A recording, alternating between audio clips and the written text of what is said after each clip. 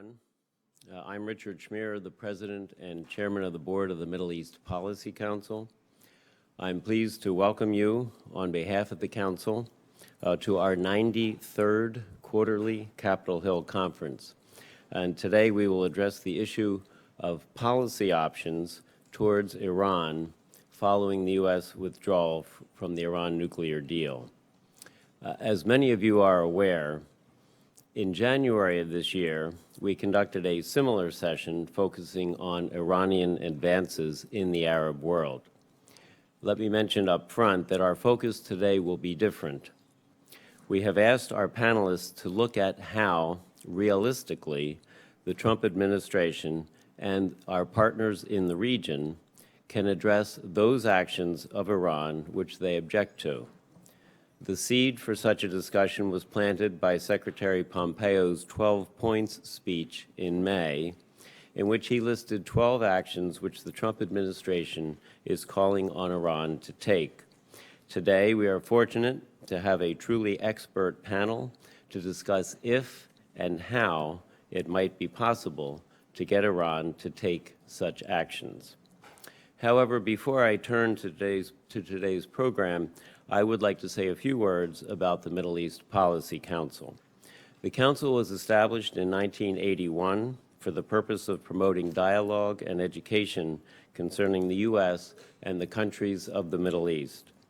We have three flagship programs: our quarterly Capitol Hill conferences, such as today's event, our quarterly journal, Middle East Policy, copies of which you saw on the table outside, which has 11,000 subscribers and is found in libraries throughout the region and throughout the U.S., and our educational outreach program, Teach Mideast, which provides educational resources for the Middle East geared towards secondary school teachers and students.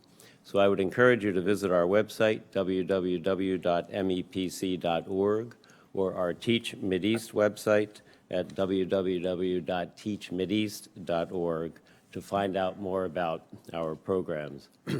Now to today's event. This program is being carried live on C-SPAN and is also being live streamed on our website. And so I'm pleased to also welcome all of those who have joined us either through C-SPAN or online. The conference proceedings will be posted in video and transcript form on our website, and a recap of the event will be posted there as well. And an edited transcript of the program will be published in the next issue of our journal, Middle East Policy. So now let me briefly introduce our panelists. We'll begin the discussion with David Albright, the founder and president of the Washington, D.C.-based Institute for Science and International Security. David will be followed by Karen Young, a senior resident scholar at the Arab Gulf States Institute in Washington and an adjunct faculty member at George Washington University and the Johns Hopkins School of Advanced International Studies. Next will be Michael Eisenstadt, who is the Kahn Fellow and the Director of the Military and Security Studies Program at the Washington Institute for Near East Policy. And our fourth panelist will be Norman Rule, a former officer at the Central Intelligence Agency. Norman has also served as National Intelligence Manager for Iran in the Office of the Director of National Intelligence and is a senior advisor to the Counter-Extremism Project and United Against Nuclear Iran. Each panelist will deliver brief opening remarks. There will then be a discussion session following the presentation by our panelists. The discussion will be moderated by my colleague, Dr. Tom Mater, Executive Director of the Middle East Policy Council. Note that we have placed index cards on all of the seats. Please use these to write down any questions which you have as the speakers are speaking, and then hold up the card. Our staff will collect these during the presentations and give them to Dr. Mater so he can consolidate the questions for the discussion session. Thank you for helping us with that. And with that, let me turn the podium over to David.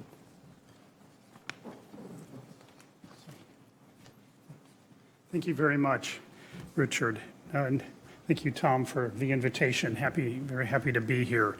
I must confess, for the last 3 weeks, I've been crashing to finish a book on Taiwan's former nuclear weapons program.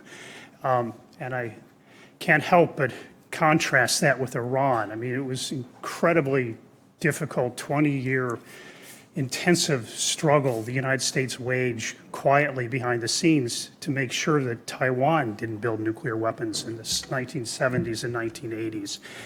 And we had tremendous leverage. Taiwan was totally dependent on us for nuclear energy and for military supplies. And I think I can't help but first drawing the comparison. This is all about Iran wanting to build nuclear weapons.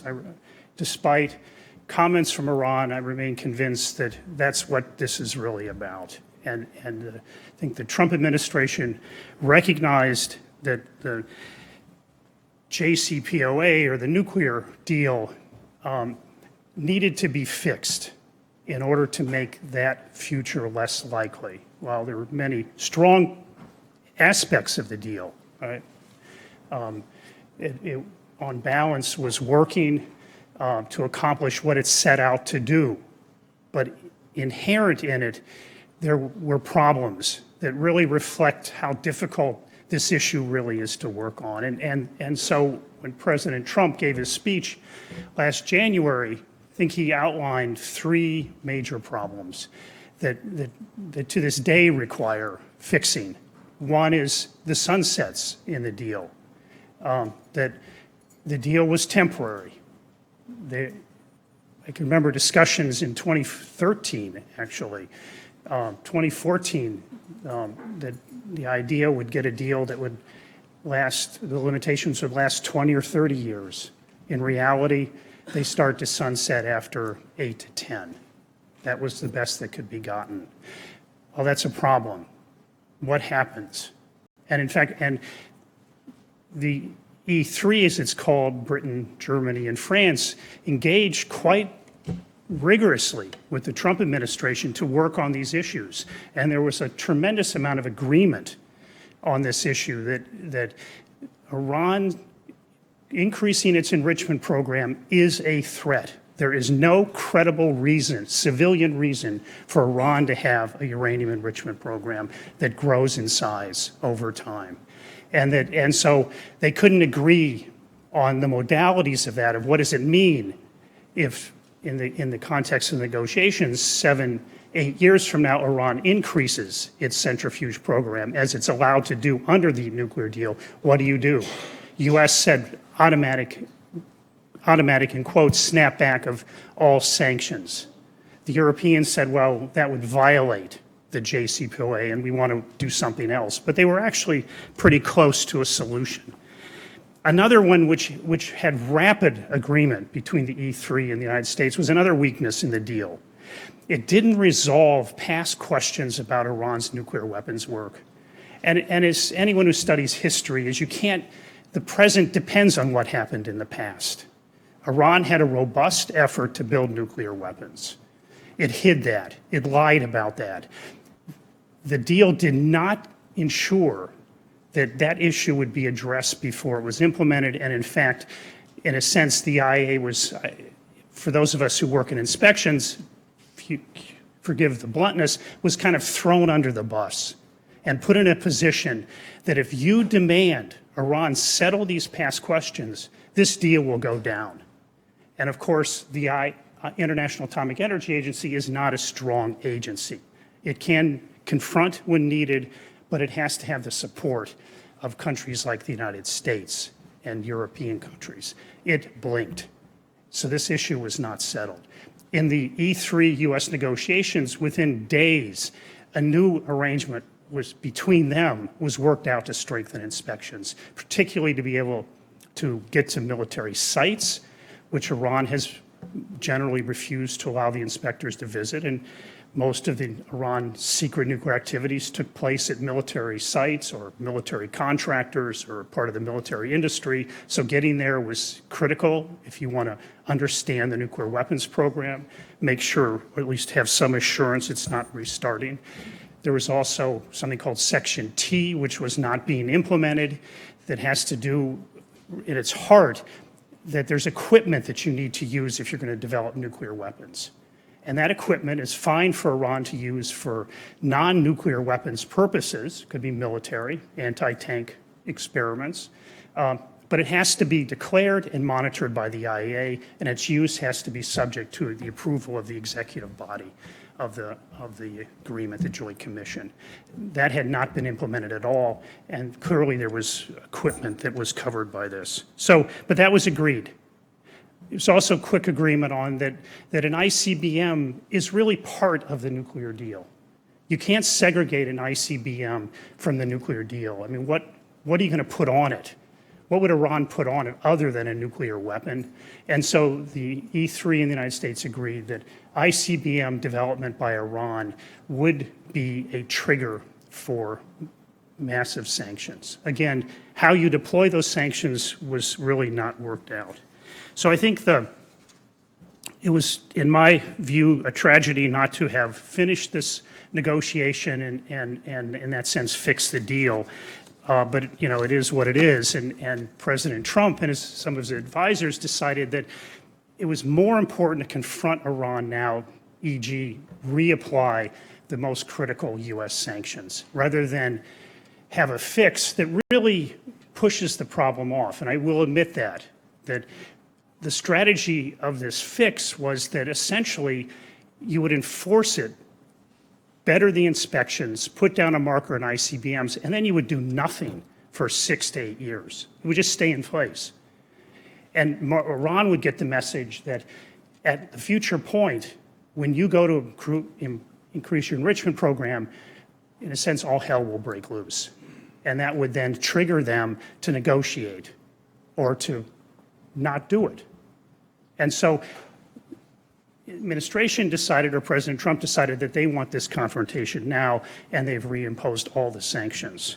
And I think we're faced with what will Iran do. And one of the interesting developments is that the United States decided not to bring down the deal. I won't have time to talk about this nuclear archive, but I'm sure you all saw it in I think it was covered again in the New York Times, Washington Post, and the Wall Street Journal. Very dramatic evidence of Iran's past nuclear weapons program and efforts to kind of keep it together, potentially to use it in a breakout. But just lost my place. I apologize. I've actually been very preoccupied with Taiwan and keeping me up late at night.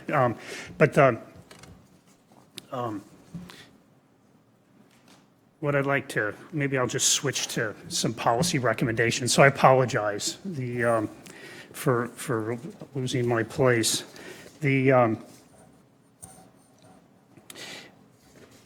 If Iran is going to live by the deal or not is unsettled.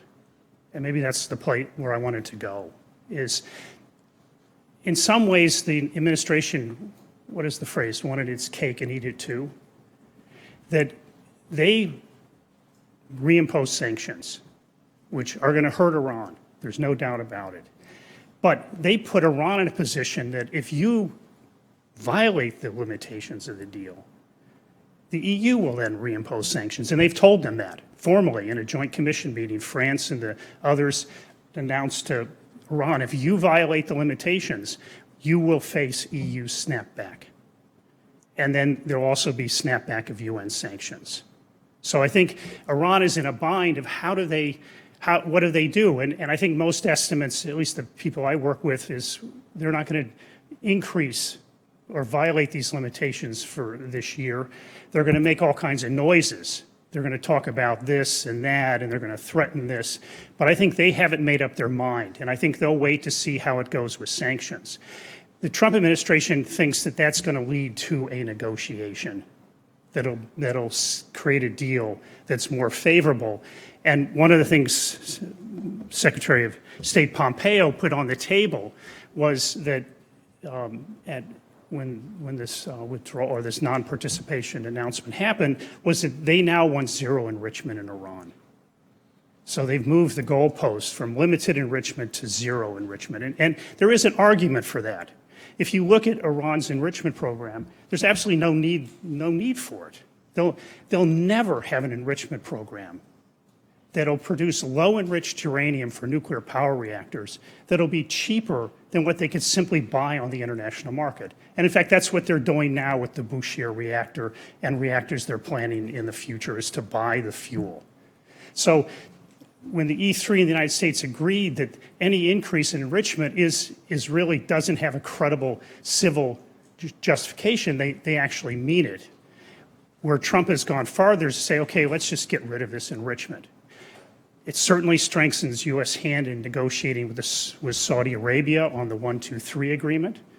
It puts North Korea on notice that there will be no Iranian deal kind of exemption on enrichment in North Korea. North Korea will want the same thing. So, but whether Iran can get that is really an open question. And one of the issues that I spend a lot of time in Europe and I hear is that, okay, fine, you maximize the pressure. Iran really is going to really resist violating the limits. But at some point it may decide to do it. And it may just do it because it'll look at North Korea and say, well, if we increase our nuclear effort, we'll have better leverage when we go to negotiate with the United States. But will Trump in the end really negotiate? I mean, that's what they say, but is that what this is about? And so I think there is, in some way, there's a little bit of a train wreck coming. We don't know when, and hopefully it's put off, and Iran will make the decision not to increase the sanctions on itself, and will try to keep building kind of an anti-U.S. Mindset in places like Europe, which isn't hard to do right now, and try to weaken the United States position. But at some point, they have their own pressures, and they may not be willing to live with intensive sanctions and with no nuclear increase. And let me just end. How am I doing for time? Is it? Okay. Let me just end that whatever happens with the future of the nuclear deal, whatever Iran decides, inspections continue. Iran signed the Non-Proliferation Treaty. It has what's called a Comprehensive Safeguards Agreement. It has the additional protocol, which essentially just gives the inspectors more tools, kind of more pre-arranged inspections and information that would be delivered by Iran. Fundamentally, the Comprehensive Safeguards Agreement gives the IA the right to go anywhere it deems necessary in Iran. And I think one of the critical things to support is that the IA get to the bottom of Iran's past nuclear weapons program. I mean, I know that from Taiwan. If you don't get to that program and make sure that it's halted, you will never stop them from building nuclear weapons. Going after the fissile material is critical. It's much more measurable than a nuclear weapons program. But if they keep together teams in the military to build nuclear weapons, good chance those teams will eventually build nuclear weapons unless it's stopped. And the easiest non-military tool that we have now, in fact, one of the only non-military tools to get to the heart of their nuclear weapons program is through robust, vigorous, confrontational International Atomic Energy Agency inspections with Iran over this issue. And I think the United States is willing, and I think the E3 is more than willing to do this. And so let me just end it there. Thank you. Thank you.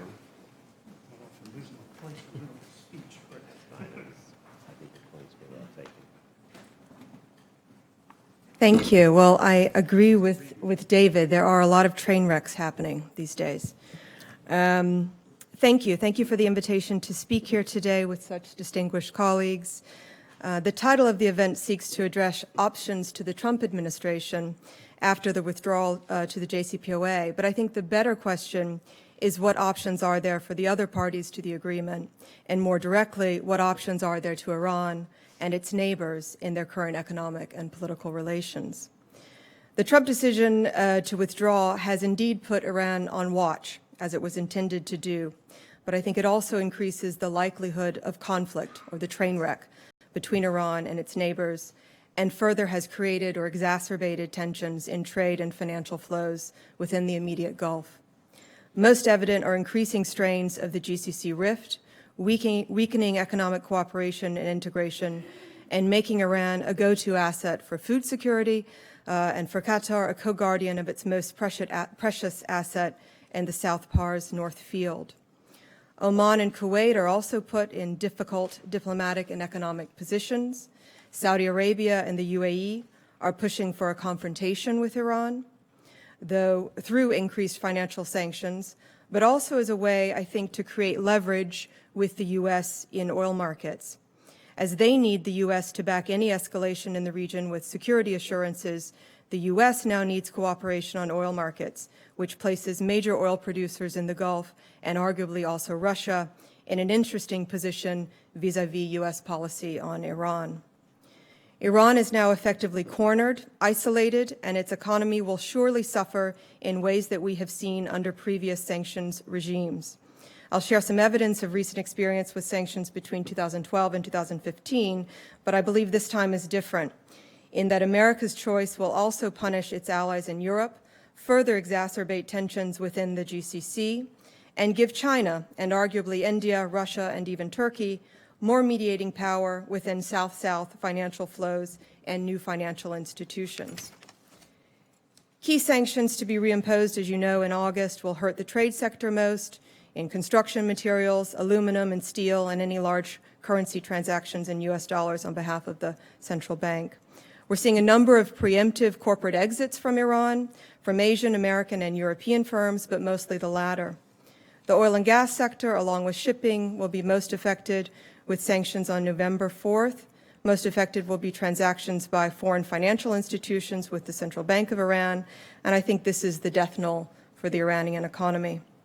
But it's not just Iran that will suffer. The fissures will be transatlantic and within the GCC, and will work to the advantage of those Asian consumers of Gulf energy products who are beneficiaries of the U.S. security umbrella in the waters of the Gulf and also the Bab el-Mandeb. Saudi Arabia and the UAE will likely encourage U.S. financial pressure on Iran, and they are anticipating and are willing to accept greater risk of confrontation between U.S. and Iranian actors in the Gulf, particularly in transit waterways.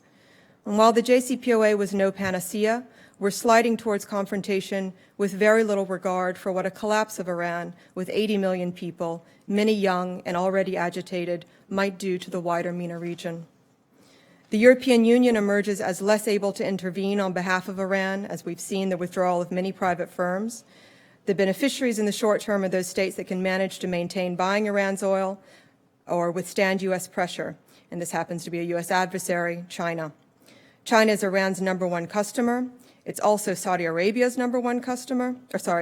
China has been gradually increasing its share of Iranian oil exports since 2011, where it held 20% of exports. Now it accounts for nearly 40% of Iranian exports.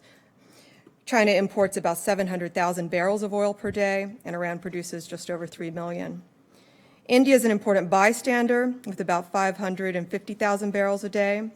But these are, there are some efforts to provide a lifeline to Iran. We've seen some proposals involving the European Investment Bank, but this is not going to be sufficient to create the amount or kinds of finance that Iran requires to create jobs and to build infrastructure.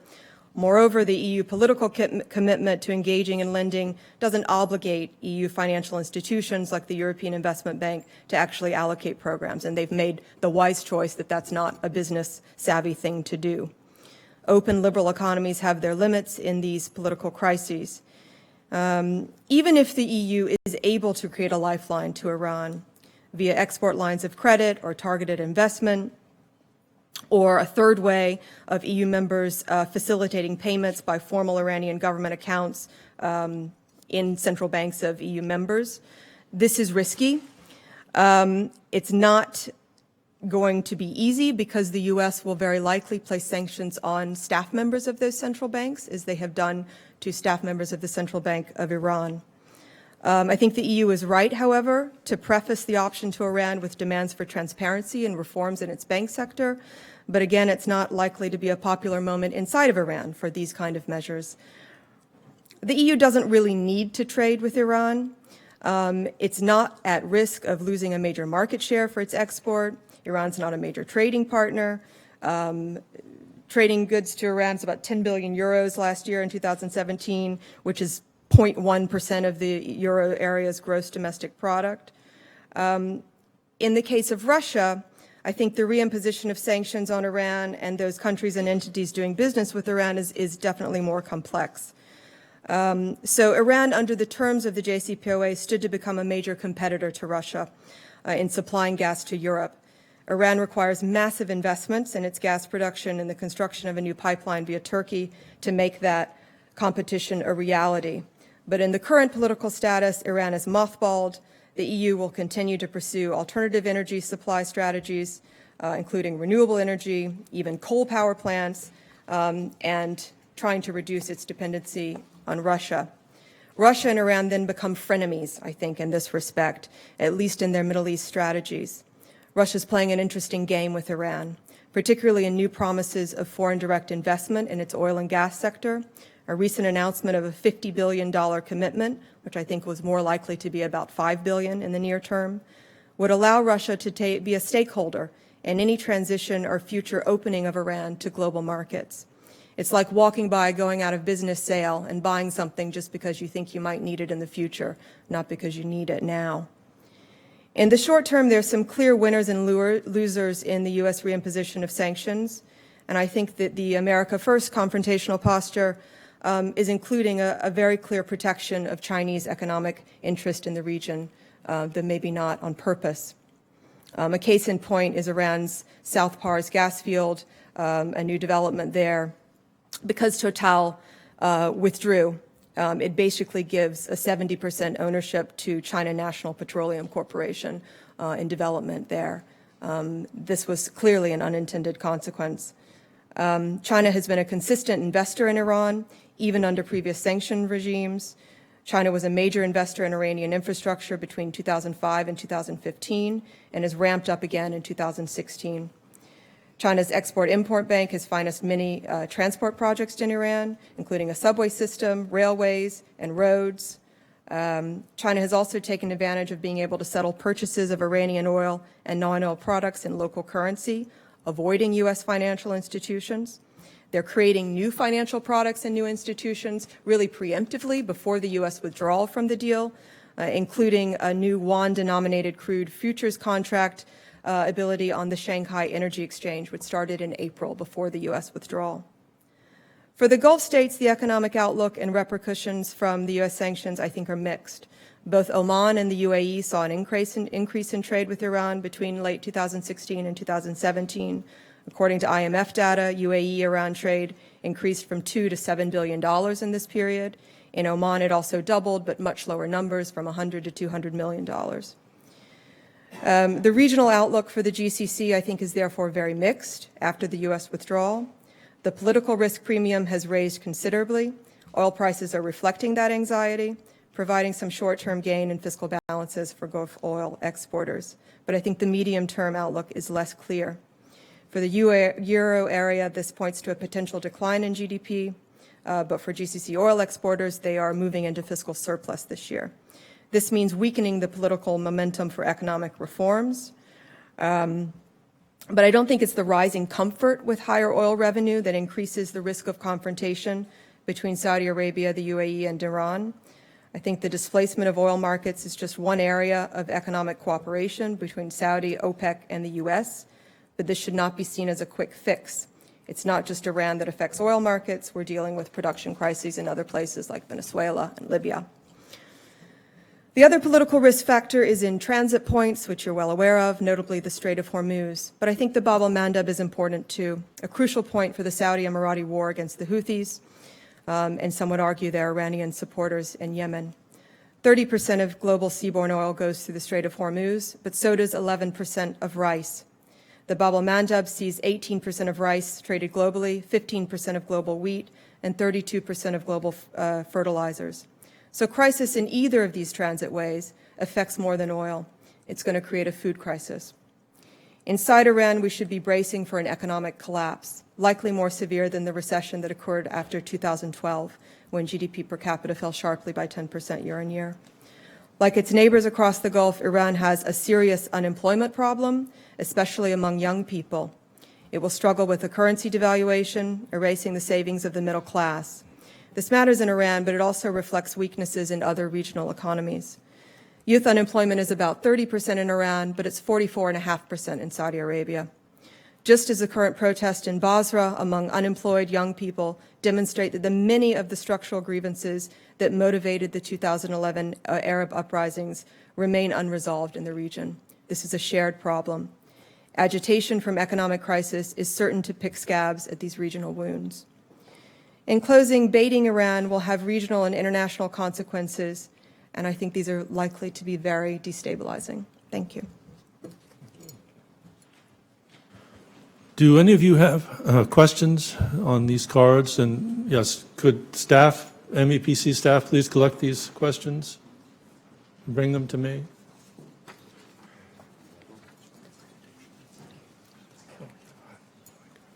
Thank you.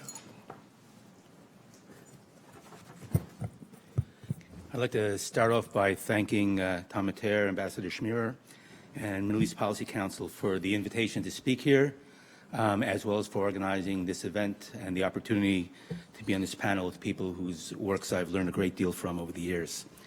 Let me just start off with a few comments about my kind of take on the administration's strategy towards Iran. I think we've had, by my count, at least 2 authoritative policy statements thus far on Iran's strategy. First by the president last fall in October, where he rolled out the strategy, where he talked about countering Iran's destabilizing regional activities, its support for terrorist proxies, and its proliferation of missiles, and on fixing the serious flaws in the JCPOA. At the time, he was largely silent about the specific steps he intended to take to achieve these goals, or how the various parts of the strategy fit together, and how to prioritize and phase these various elements. Although, to be fair, most public policy, strategy documents don't go into that much detail.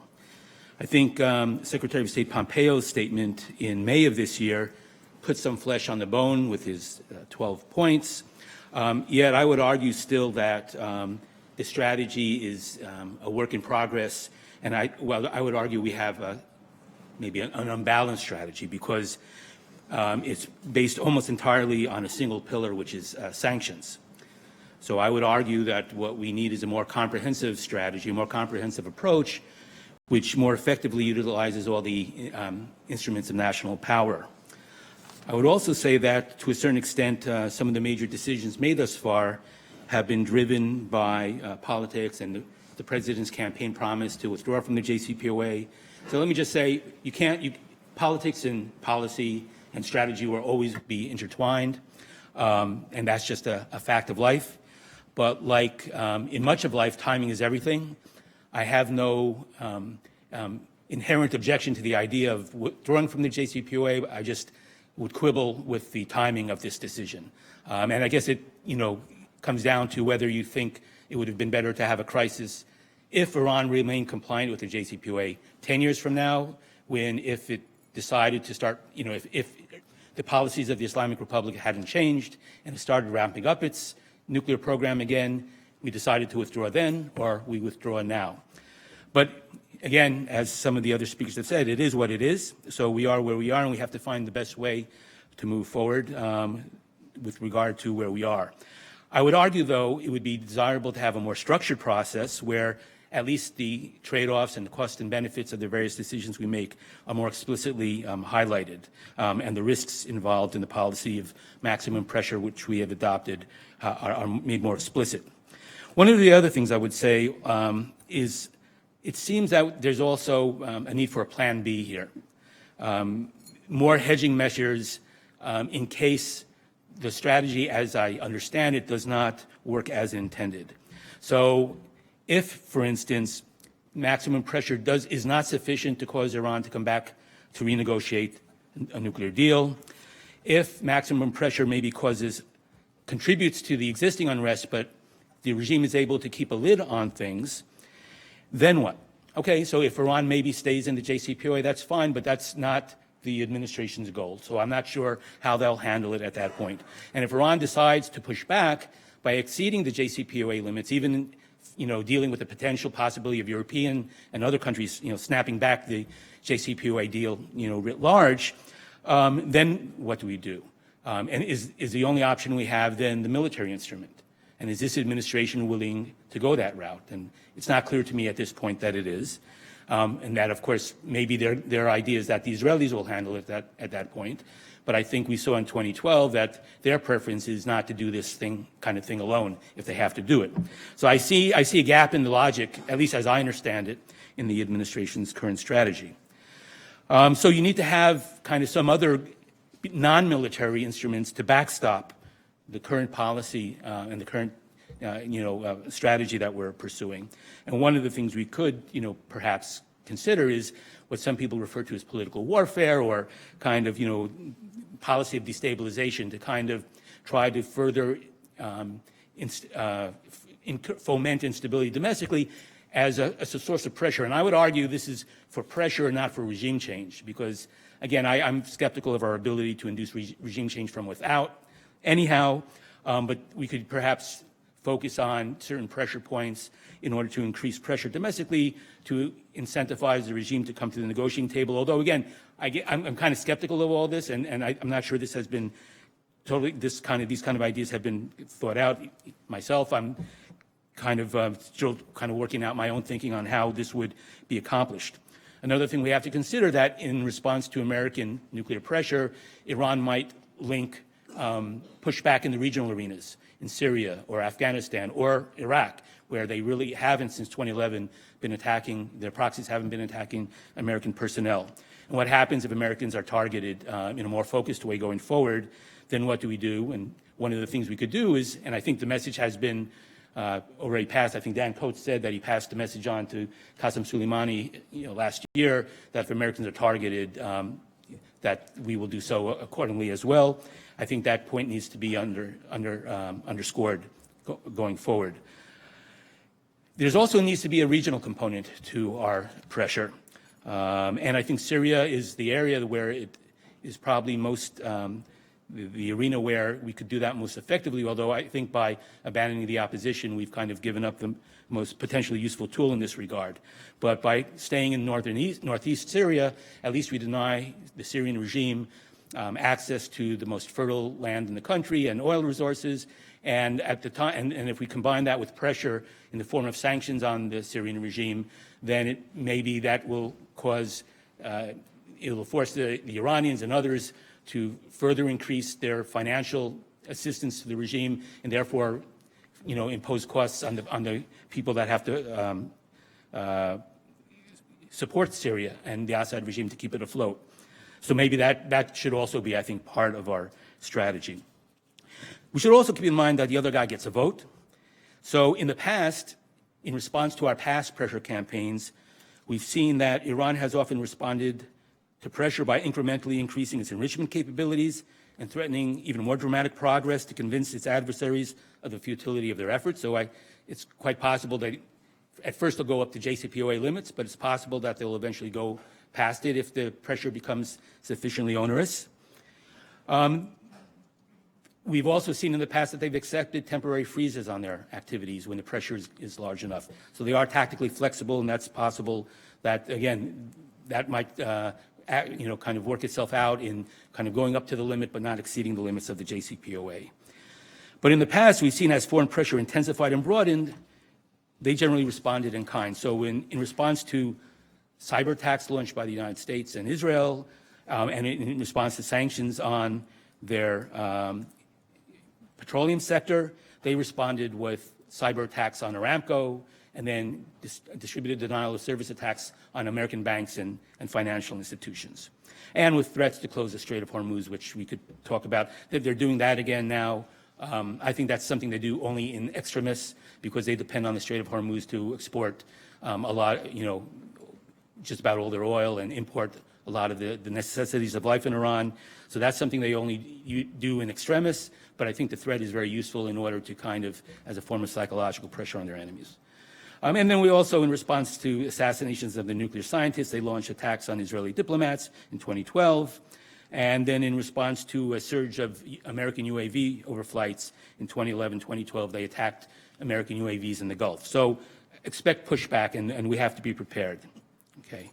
It's also possible, as I mentioned before, they've tended in the past to decouple their regional activities from nuclear pushback in Syria, Iraq, and Afghanistan, but in the future they might link those together in ways they haven't in the past, especially in Iraq, where we haven't been attacked since 2011. So that's something that could ultimately, I'm not saying immediately, but down the road as one of the escalation kind of rungs in the escalation ladder that the Iranians might choose to take advantage of.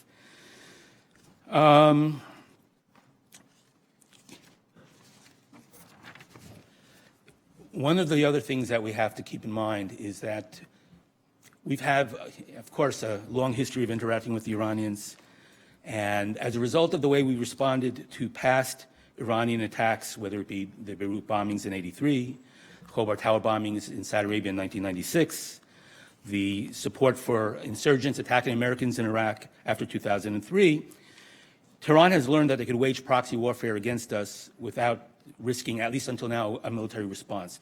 And as a result, I would argue we have something of a credibility gap in dealing with the Iranians. And this is something which could come into play in kind of shape, the way that we shape or don't shape Iran's response to the pressure campaign we're waging now. I would argue that the pushback that the United States has conducted in Syria in the last year has been helpful. The things we did to respond to their pressure against the U.S. Forces at Tanf with the rebel forces there, and in the east by Deir ez-Zor, the attack in February on Syrian Democratic forces there, where we ended up killing a couple of hundred pro-Iranian, pro-regime militiamen, including some Russian mercenaries, I think has gone part of the way to kind of giving Iran pause in terms of how it deals with the United States and caused them to back off, at least in Syria. Although I think in response to that, they've actually intensified the pressure on our allies, Israel and Saudi Arabia, since from their point of view, that's probably, at least until February, that they thought that was maybe safer. But they're still continuing the pressure in Syria, even after the Israeli strikes in May. So there's work to be done in terms of enhancing our credibility with regard to the credibility of the military instrument in dealing with Iran and the role that the military instrument plays as a backstop to American diplomacy. And then finally, the last point I'm going to make is the need to strike the right balance in the way that we use our pressure on the Islamic Republic. On the one hand, we need to use sufficient pressure to impose sufficient cost to bring them back to the negotiating table, which again, I'm kind of skeptical about the possibility of that.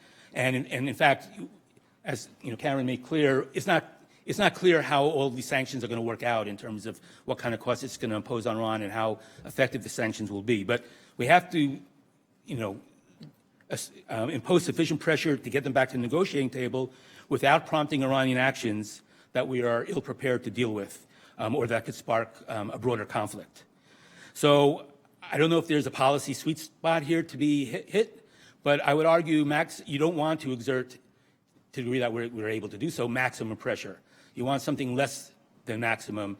And I would argue that there's actually would be desirable from the point of view of American policy not to completely eliminate Iran's oil exports or ability to recover its money, although I'm not sure we have the ability to do that.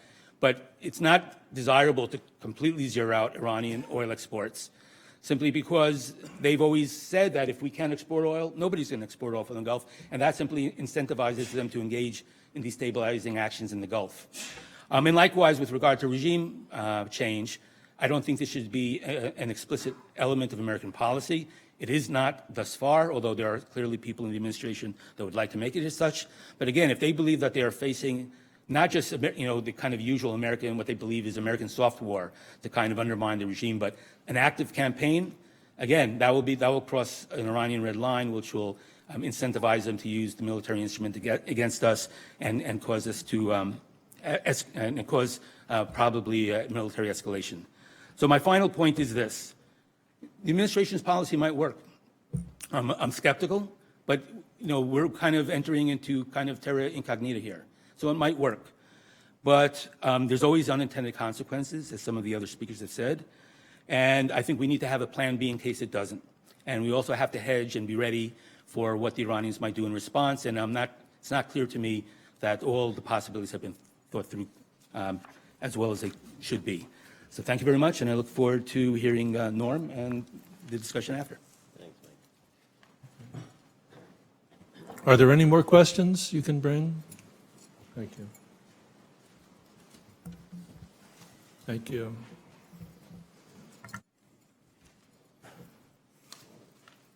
Thank you and good morning. I'd like to join my colleagues in thanking Tom, Rich, and the Middle East Policy Council for holding this distinguished panel of experts today to discuss a very complicated issue. I would also like to thank those of you in the audience who have left what I know are very busy schedules to attend this, and to the C-SPAN audience. This is a complicated issue, and it requires an informed citizenry and policy dynamic. And finally, just to put the plug in for those of you who are not a member of the Middle East Policy Organization and get their magnificent journal, please sign up and get the journal. It is magnificent. I've been reading it for decades. I'd like to take my comments in a slightly different direction today as we look at the JCPOA deal and the ramifications of the withdrawal. Policymakers here in Iran and elsewhere will see their response to this action in under an umbrella of other Iranian activity. I'd also like to begin by offering two concepts that I ask observers of the Iran issue to keep in mind. Unlike any other foreign policy problem, the threat posed by Iran is simultaneously strategic, urgent, and lethal. And if you're a policymaker, you can't get out of that concept. It is strategic because it touches the Bab el-Mandab and the Persian Gulf. It touches oil prices. It is lethal because there is terrorism being conducted fairly routinely, as we have seen by recent actions in Europe. It is potentially urgent because an Iranian-enabled missile from Yemen that might strike a target in Saudi Arabia could take Middle Eastern policy into a dramatically new direction. Secondly, an effective Iran policy for this country requires bipartisan support. And perhaps one of my few comments I would offer on policy is that in the last few years we have had a less bipartisan approach to the Iran issue, and that is unfortunate. It also requires multilateral pressure. We need our European partners, our Arab partners, to be standing next to us. In the absence of this bipartisan or multilateral support, Iran's leadership will likely believe that any pressures will be incomplete and thus endurable. Regarding the overall nature of the Iran threat to the United States, of which the nuclear program is just one element, despite Iran's adoption of the nuclear deal, Tehran has grown from a largely localized threat in 2011 to a significant and region-wide threat with offensive capabilities generally deployed via proxies that pressure multiple U.S. international interests and partners. Directly or via proxies, Iran has the capacity to exert pressure on the Strait of Hormuz and the Red Sea Economic Corridor, which Karen so eloquently described has a powerful potential to disrupt global trade and to impact the economies of not just those Red Sea states, Egypt, but also in particular southern Europe. We have a stream of almost daily press reports that show that Iran recruits, trains, and to varying degrees directs a seasoned transnational Shia militancy capable of fighting against different opponents on disconnected battle spaces simultaneously. This is significant, and this is unprecedented in the history of the region. Iran's Revolutionary Quds Force, often in conjunction with Lebanese Hezbollah, has now enabled a missile war against Riyadh and threatens the United Arab Emirates. The Quds Force is attempting to establish a more sophisticated missile and drone architecture in Syria to threaten Israel. The same element has armed Houthi proxies with explosive boats along, again, this critical Red Sea commercial corridor. And finally, the Quds Force has empowered terrorism in Bahrain, the home of thousands of American U.S. military personnel, and Qasem Soleimani has repeatedly gone on Facebook and publicly to show how he is attempting to influence the political future of Iraq. Iran's missile force is now the largest in the Middle East. It includes thousands of short and medium-range missiles. The problem this poses for military personnel of a variety of countries in the Gulf area is significant. Some of these systems are capable of carrying nuclear warheads, should Tehran ever decide to pursue this technology. But in a very disturbing development, and also unprecedented, Iran has provided advanced missile technology to Yemen's Houthis and to Lebanese Hezbollah, changing dramatically their capacity for their punch, but also meaning that their adversaries, their targets, may come up with a preemptive attack or a counterpunch, which could again take the region into dramatic new areas. Iran's acts of terrorism have spiked in the last year. Recent press reports highlight what certainly appears to have been an aborted Iranian attack on an opposition conference in Paris using explosives supplied by an Iranian intelligence officer in Vienna. In June, the Netherlands expelled 2 Iranian diplomats, apparently also for involvement in terrorism. In January, Germany announced arrests relating to, again, an Iranian-led effort to target Israelis and Jewish facilities in Germany. Finally, Iran has also continued to build its offensive cyber capability. It is one of the top 4 threats to the United States, and I would argue probably number 3 in that list. And we're likely to see it increase its cyber activities against its Arab neighbors and the United States as sanctions are reintroduced. The absence of an effective international response to these actions, in my view, has contributed to Iran's sense that its aggression can be conducted at little cost, that its defiance of the international community brings little cost. And for those who are looking at how to reconstitute or re-energize the nuclear deal process, this needs to be kept in mind. Iran, in continuing to undertake these aggressive actions, also risks that they will miscalculate Western or regional red lines and thus could spark the broader conventional conflict. Regarding the nuclear deal, and per multiple IAEA reports, the JCPOA successfully constrained Iran's nuclear program, at least temporarily, per David's excellent comments, although many would argue, and I would agree, that there are aspects of the deal, important aspects of the deal, which are permanent. Iran, importantly, reduced the amount of time that it would take to produce its first weapons worth of highly enriched uranium, were it ever to decide to take that route, to about 1 year from a couple of months. That's significant. It was compelled to destroy the critical element of its plutonium reactor at Iraq, effectively destroying the reactor. The deal also introduced an unprecedented level of international scrutiny on Iran's civilian nuclear enterprise, important elements of which, as I stated, were intended to be permanent. But perhaps most importantly in the nuclear deal, the end of nuclear-related sanctions allowed the Iranian people to see that it was their own government's mismanagement and not international sanctions that lay behind the erosion of their standards of living. When you looked at many of the demonstrations, most of the demonstrations, all of the demonstrations in January, I didn't hear death to America or death to Israel. Their complaints were rightfully against their government's mismanagement.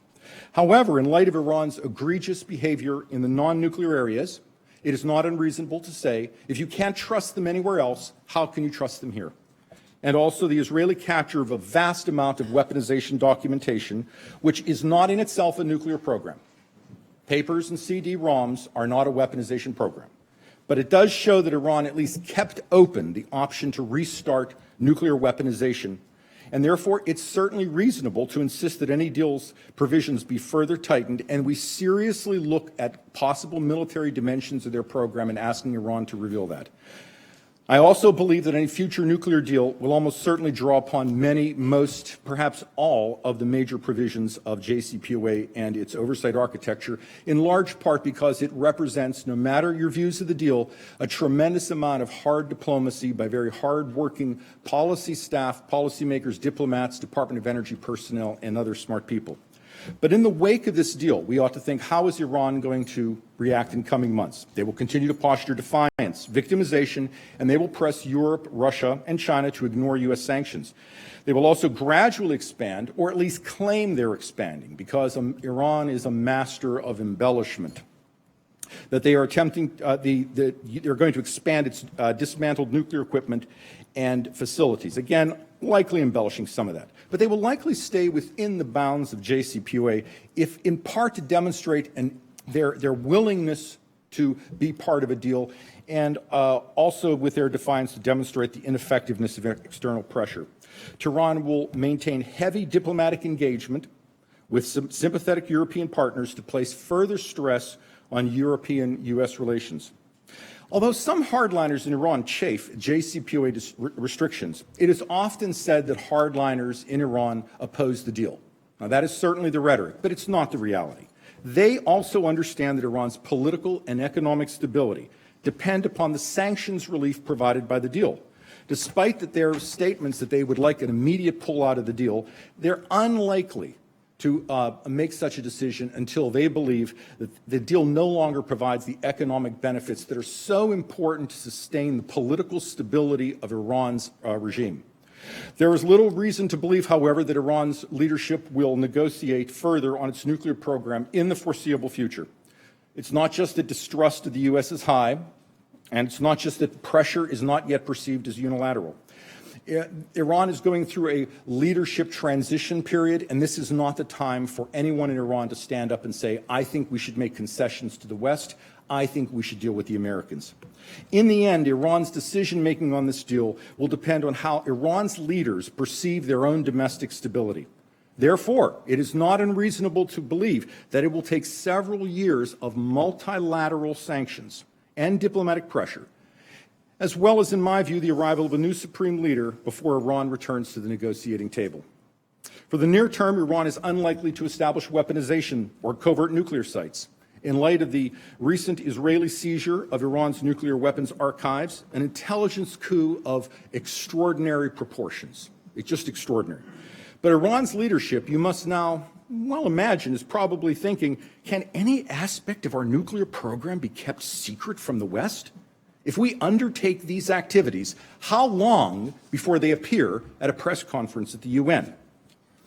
And compromise of any such weaponization efforts, they know, would not only compromise their diplomatic program, but would risk a military option by the West.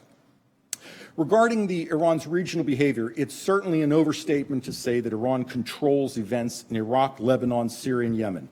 But its activities have exacerbated the instability in these countries. They have extended the conflicts in these countries.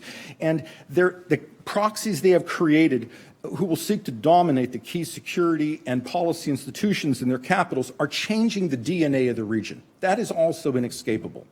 Iran's goal remains to be a dominant, if not the dominant, player in the Middle East while reducing the influence of the United States and Sunni states.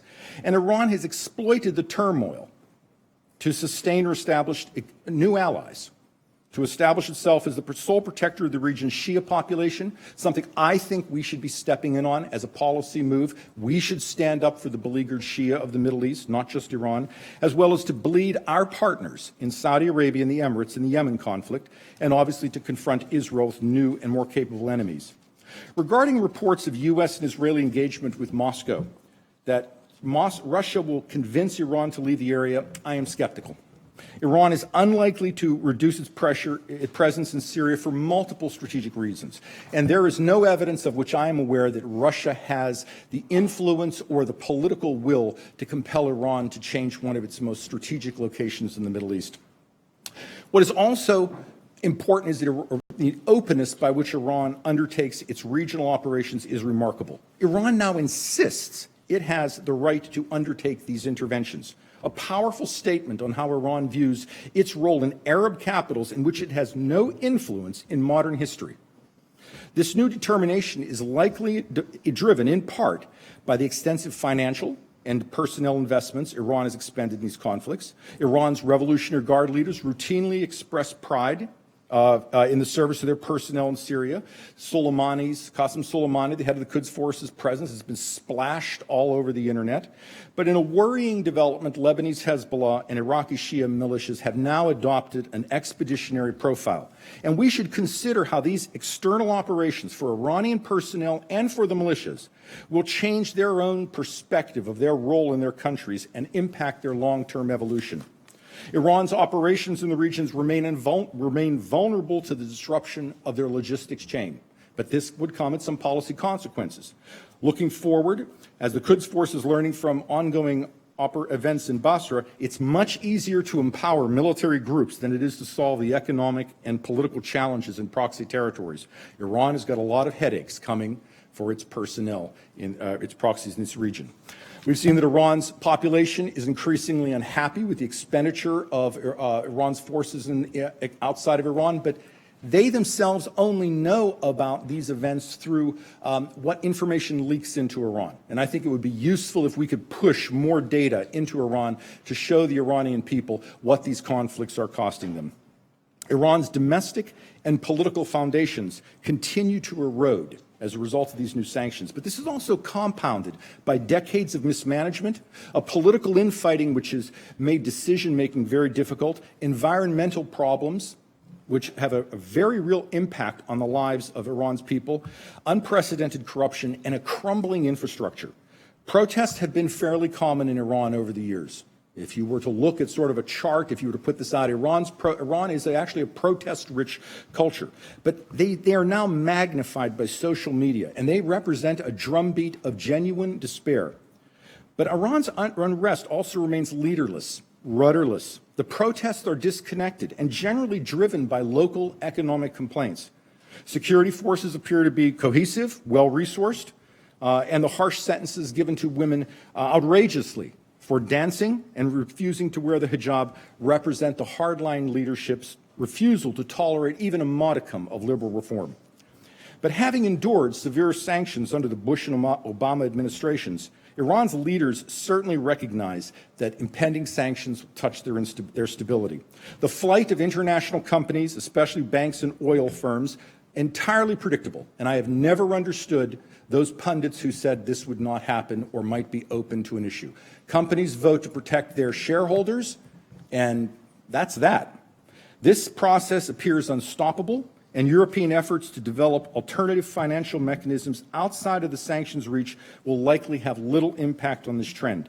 Iran's oil exports have declined, and Tehran's limited influence in OPEC was highlighted in the recent conference. Iran has few options to restore confidence in currency, and we're now watching unemployment rise. We're watching inflation start to creep up in Iran. In addition to its diplomatic activities, the regime's primary focus in coming months will be to import as much hard currency as possible, certain commodities as they need to sustain the illusion of self-reliance, the resistance economy, and to prevent further domestic turbulence. It will also seek to retain remaining oil contracts and establish new commercial relations with China and Russia. Although these will not be effective in overcoming the fundamental pains of sanctions, Iran's development with relationships with small and medium Russian and Chinese commercial partners with no exposure to the U.S. financial system, and there aren't many of those, will offer at least propaganda opportunities and modest sanctions relief. In the medium term, Iran's leaders have much reason for concern. The revolution has aged badly, and few maintain the fiction that its failure to achieve fundamental social goals is due to U.S. interference. All of the regime's leaders, to include Rouhani, the supreme leader, and even popular Quds Force leader Soleimani, were heavily criticized in recent demonstrations. Iran's security forces have used these demonstrations, however, no doubt, to identify ringleaders behind the protest and will use whatever forces necessary to cease this unrest. There is no indication that the Iranian regime will collapse in the near future, but there is also no evidence that the regime is capable of arresting this erosion to its long-term stability. The selection of Iran's next supreme leader will be a critical inflection point in the regime. Khamenei has already shaped the selection architecture to ensure the appointment of a hardliner who can be trusted to sustain the ideals that he supports and to protect regime's key stakeholders. Let me conclude with a few thoughts on potential policy options quickly. The primary goal of U.S. policy always should be one thing.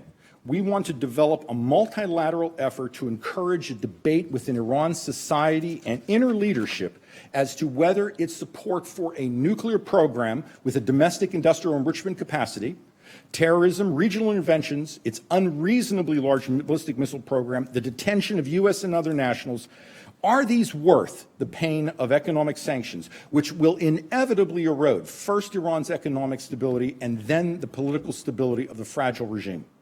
At that point, however, we need to be ready to engage Iran with incentives to be part of any diplomatic approach. But there is a caution here. people usually don't come to the table at the point of collapse. They come to the point when they fear collapse, which means when Iran came to the table for the JCPOA deal, they did not come to the table to accept any deal. That is why the negotiations took so long. Secondly, we need Europe and the Arab world at our side. Our relations are currently strained, it's no secret, but we need this multilateral approach. But this means also that Europe must adopt a tougher action against Iran's nuclear activities and must employ the most severe available sanctions to deter those activities. It makes no sense to say to Iran that in exchange for sticking with JCPOA, the only sanctions options left to policymakers will be minor personnel and minor companies. In your policy decision-making, you usually have diplomatic démarches, please don't hurt me again, sanctions to threaten economic pain, or a military conflict. We cannot deny the space in that second category simply to protect the nuclear deal alone. Our public diplomacy needs to be clear and loud, and I support the Secretary's plans to engage the Iranian community, the Iranian community outside of Iran, and the international community. But Iran must understand that any effort to develop a nuclear weapons program will be met immediately by a military response. Iran must also understand that a cyber attack in coming months against the United States or regional partners will be met by an equally severe response. Finally, it is up to the Iranian people to choose the direction of their country. I am not a believer in regime change in that regard. But they also have the responsibility of pressing their own government to end its intervention in other countries. Iran chooses its own government. It doesn't have the right to choose other governments. Next, the U.S. should lead an international campaign against Iran to end the activities, indeed the external existence of the Quds Force.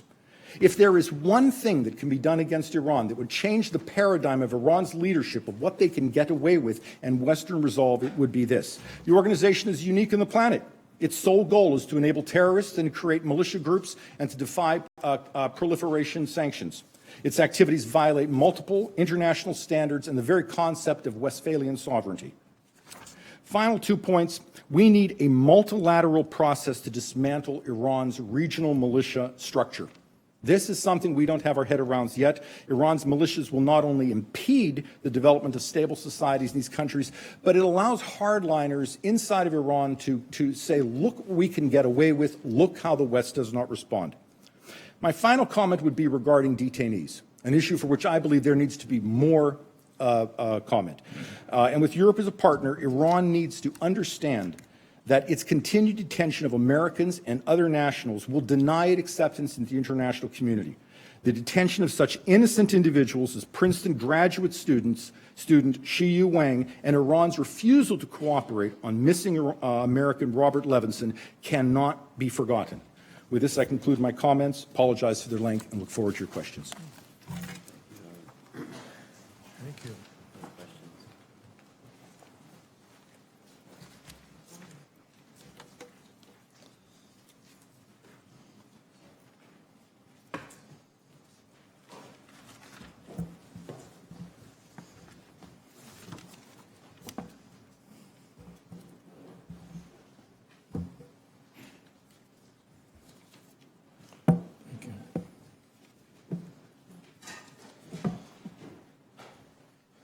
Thank you. Thanks to all four of you. There's a lot of ground to cover here.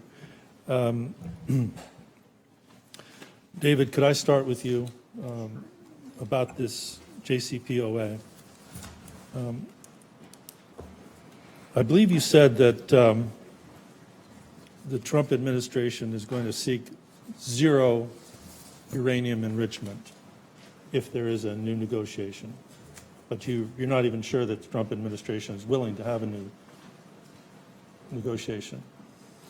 On this question of uranium enrichment, and on the question of the military plans that have been discovered, how long would it take Iran to move from enrichment at almost 4% uranium-235 to the 19.75% they had mastered a few years ago, to the 90% enrichment that would be required for a nuclear weapon? How long would that take? How long would it take for IAEA to discover it? And would they have any incentive to do anything like that if they don't have nuclear designs perfected for the warhead and the placing of the warhead on a ballistic missile and the technical aspects of detonating the weapon at the right time? Would they ever risk anything like that? Yeah, it's hard to answer all those questions, but one, the breakout timeline is really based on the idea that Iran makes a decision to race to being able to produce enough, well, essentially weapon-grade uranium, greater than 90% enriched uranium, in as short as time as possible. And there's a quite extensive debate on that. I mean, I was just in a European capital several weeks ago where their view is the breakout time is, 13 to 15 months, in the sense if they start now, that's what it'll take.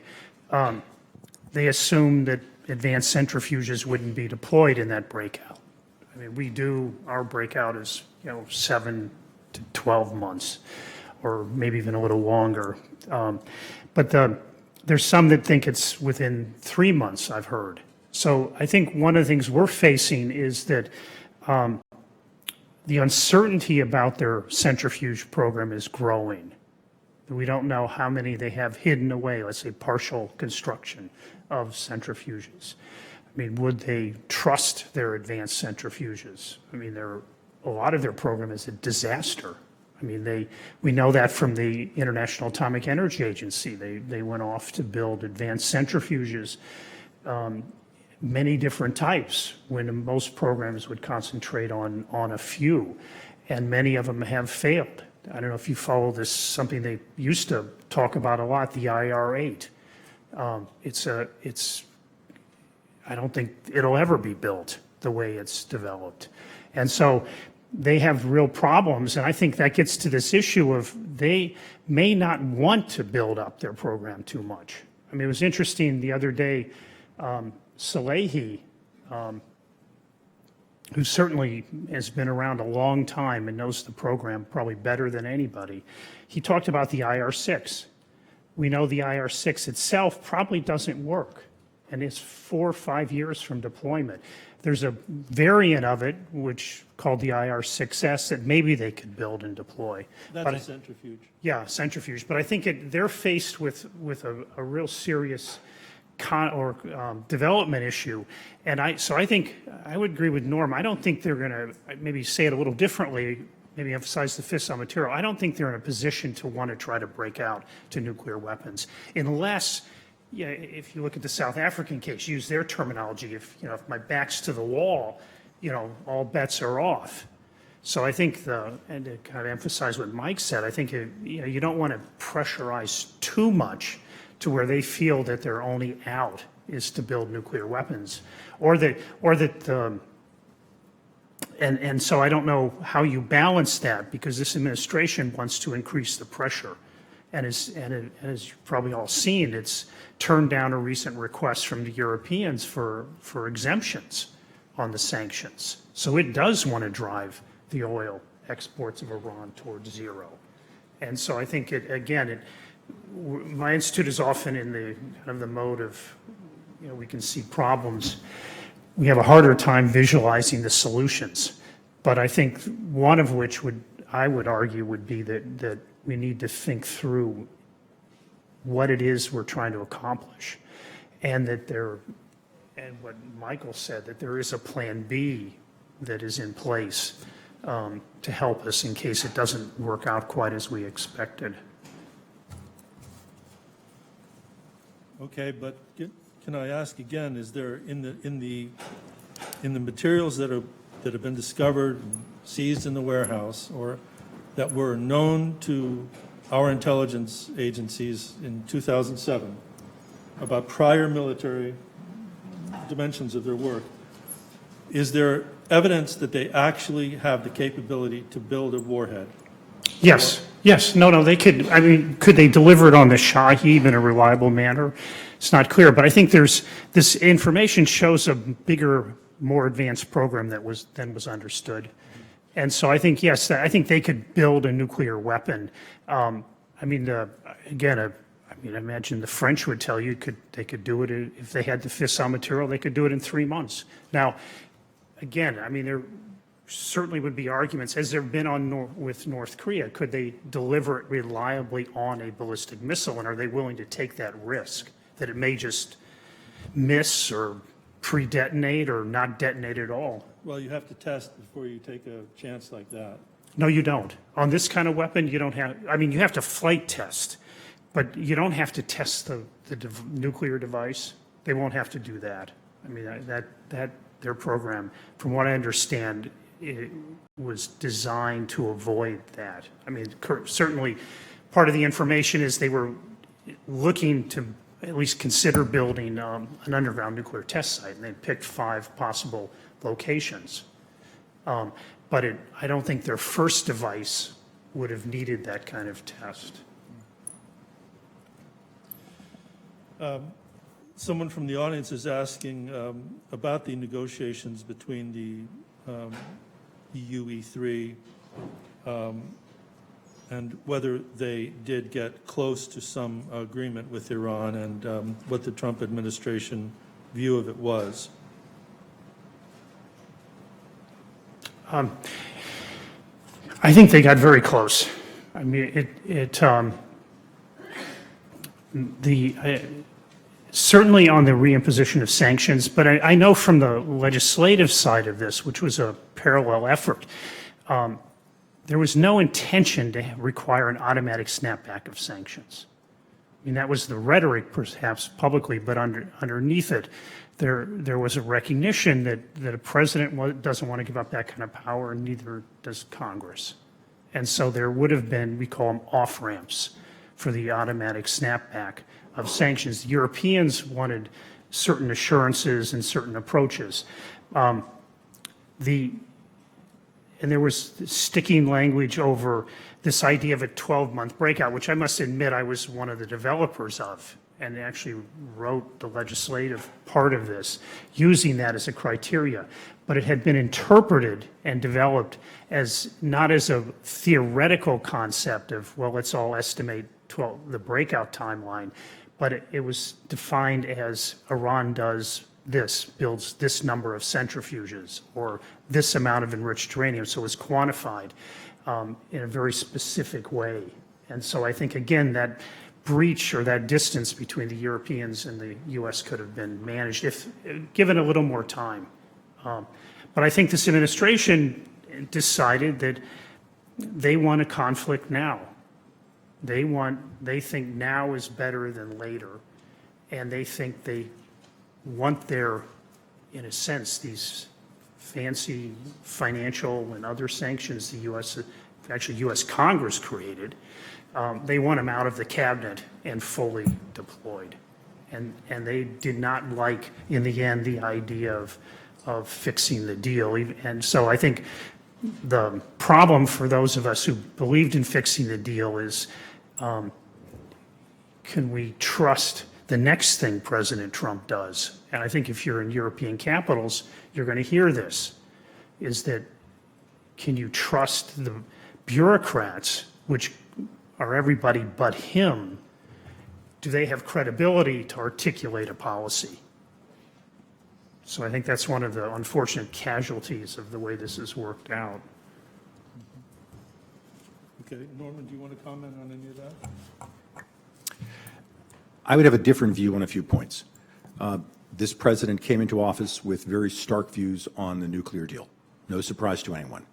Europe's response, silence. On October 13th, the President of the United States gives a speech stating he is going to terminate the deal. Europe's response, mainly silence. Although there has been robust diplomatic discussion between the United States and our European partners, but no hard solutions. In January, he states it again. No decision. The issue of what sanctions can be left off, can be pulled off the table that you will not use against Iran for its other activities, I don't think it was ever resolved. The issue of the sunsets in the deal, I don't know that was ever resolved. So simply to say that Iran will not build an ICBM, which I believe the public discourse is it's not planning to do right now, there's no public evidence of that, that's important, but that's not critical. What is critical is, can you trust this country going down the road in a few short years? Two other side points of the deal which are not often discussed. On October 2020, the restrictions on Iran's conventional weapons program as part of the JCPOA deal would expire. Does anybody think it would be safer for Iran to sell conventional weapons to Hezbollah openly? On October 2023, the UN restrictions on Iran's missile program would expire under JCPOA. Does anybody think the world would be safer that if Iran could purchase openly ballistic missile parts and sell same to Lebanese Hezbollah? So there were a number of aspects to these negotiations, as I say, that are fairly complicated beyond just the nuclear deal. Yes, I mean, the complaint about the agreement was that it was limited to the nuclear program itself, did not sufficiently restrain Iran's development of other weaponry, and certainly did not restrain Iran's other behaviors in the region. And so that, we needed a strategy that would be more comprehensive and address all those issues. Whether we needed to withdraw from the agreement or not is debatable, but we have. Now, what is the strategy? Michael was talking about needing one. Part of it certainly is the economic pressure, and Karen believes that this is really going to be successful. You are basically predicting collapse. I don't think it's successful. No, I mean, the sanctions, no, I used the wrong word, but what you mean is the sanctions are going to be so severe that you are going to have severe economic repercussions in Iran, possibly economic collapse. Now, somebody from the audience was asking, is there any way China can rescue them from that? No. And India, maybe, and India. No, and I don't think the Indians are very divided between the government and the kind of business community, and so they're not going to help very much at all. China can help create a bit of a cushion, but they can't save the Iranian economy. I think there are some possible innovative ideas. As I mentioned, I think a lot of the challenges of the Iranian economy are shared on both sides of the Gulf. So this is in the delivery of electricity. There's also electricity shortages in Saudi Arabia, across the Gulf. But there are the ability to build new plants, to invest in them. There are many South Korean firms which had been poised and had begun investment inside of Iran. South Korean firms that actually received investments themselves from Saudi Arabia. So ironically, there was cooperation between the Gulf states and Iran in terms of energy, electricity delivery. They also have these massive youth unemployment problems that are shared. And just basic service delivery. In Iran, the bank sector, as Norman mentioned, is really a mess. There could be ideas for intermediation, perhaps even from an international financial institution with help from the EU to help clean up some of these practices, to create a cushion for some structural reforms in Iran. So I think there are avenues that could alleviate what it seems like we're walking into, a very severe situation. And it's not that, the reason why I think it's not successful, I should say, is because it doesn't punish the right people. It destroys the savings of the middle class. It hurts a youthful generation which is well educated, especially among women. Why would the United States want to alienate these people across the Middle East, but in Iran in particular? So that's for me, I think, very much the downside. And Michael, while this is taking place, while Iran is suffering economically,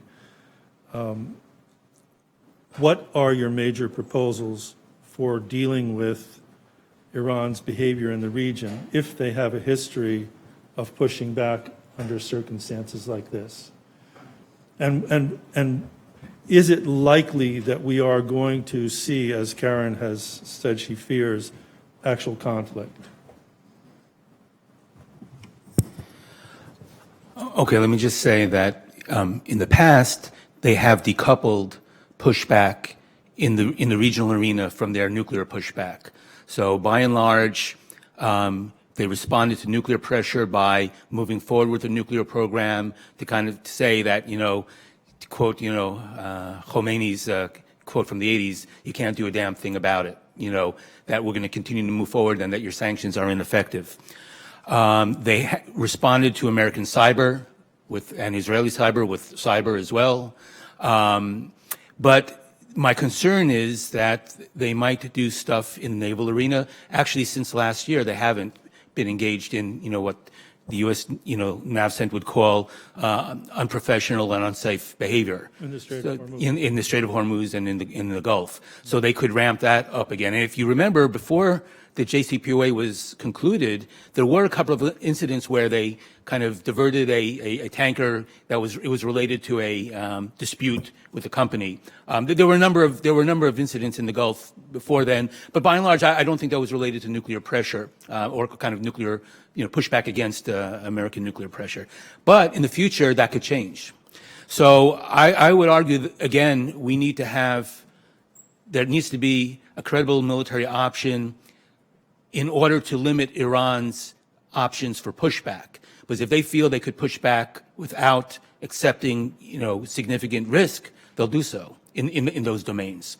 Again, what we did in Syria last year, I think, has been helpful, even though it was very constrained and it was related to force protection, the stuff we did, and it was all in response to actions by pro-regime militias against the United States advisors who were embedded with rebel forces.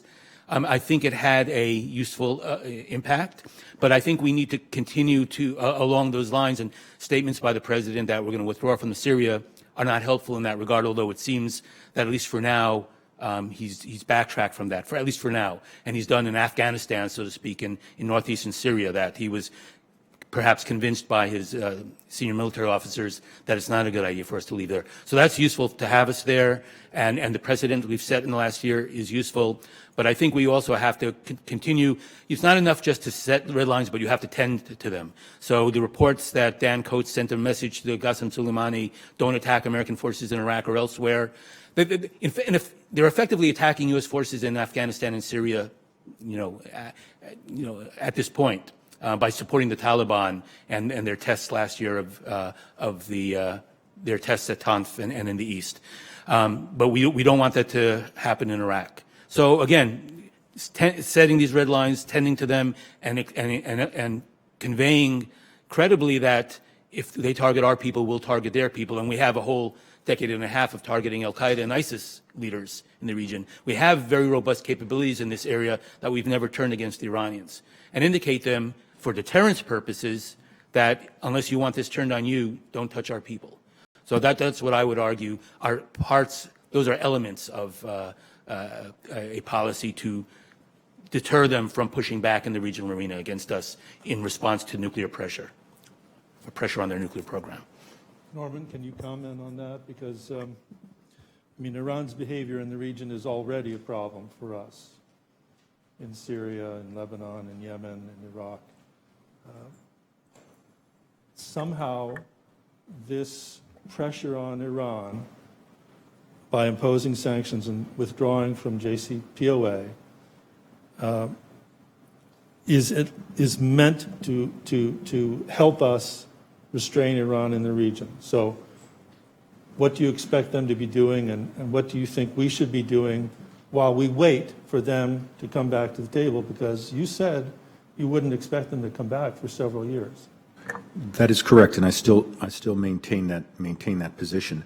The impact of sanctions will be erosive They will take a fair amount of time. Iran is a large economy, and I don't anticipate that there will be the pressures placed on the regime sufficient to cause the Supreme Leader and others to come back for any deal immediately.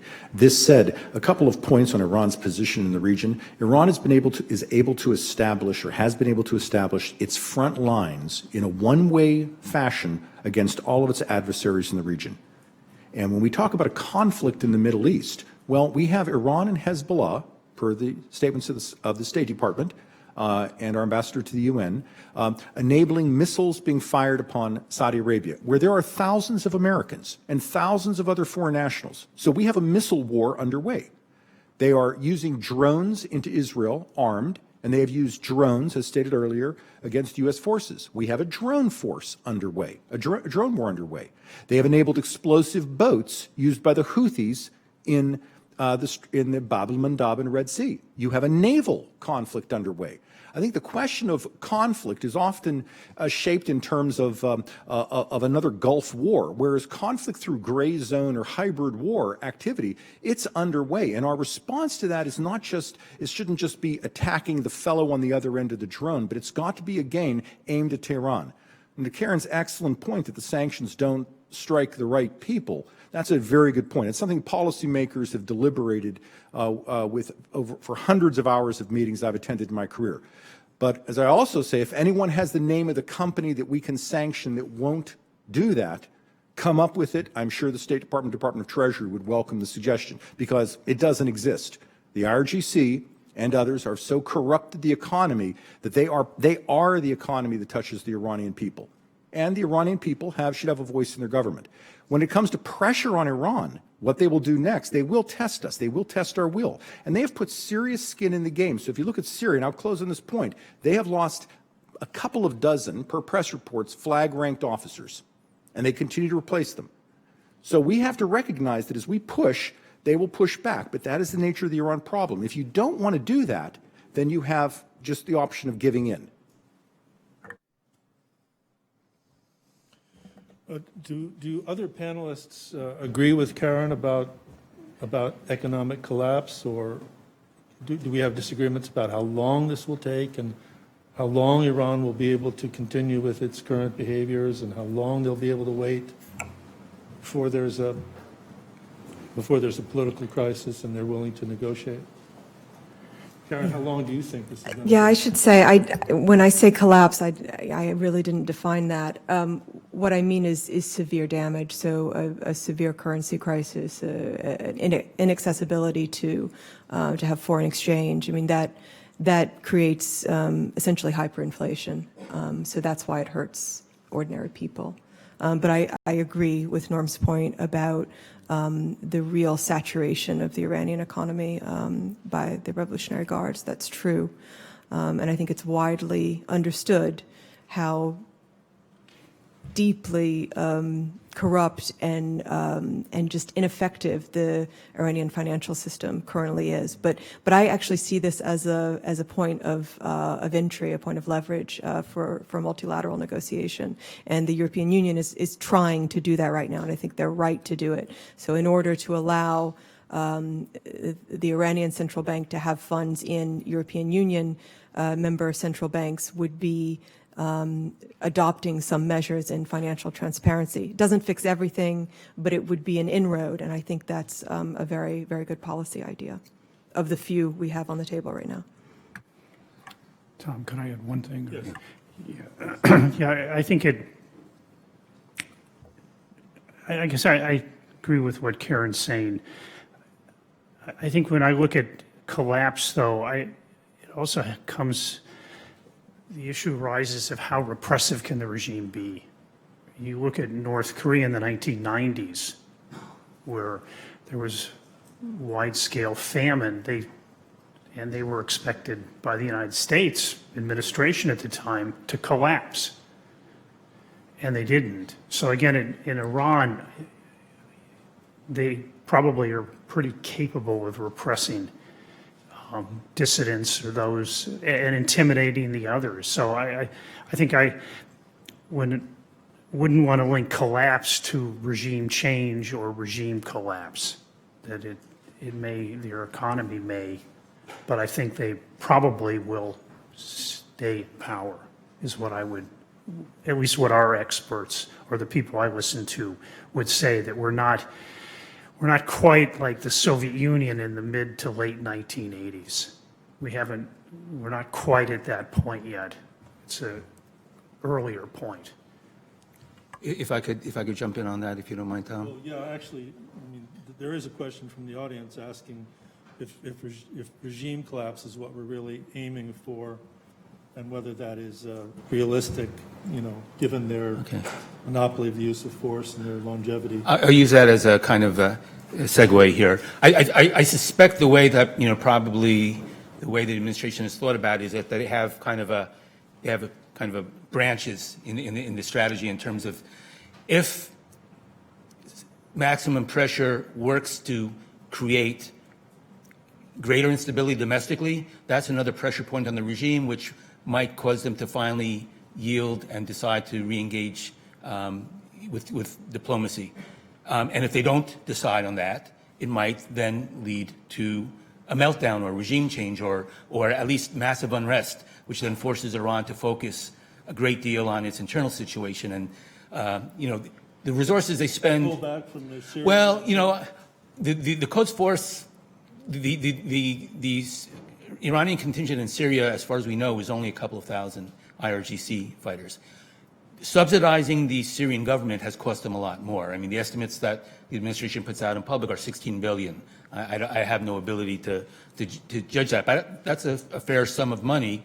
So the point is, you put them on the horns of a dilemma, that if they don't negotiate, then they have to deal with the possibility of greater unrest. And if the unrest gets to the point that they're worried about it getting out of hand, then maybe that will cause them to come back to the negotiating table. And then I would just like to, elaborate on Dave's point in that regard.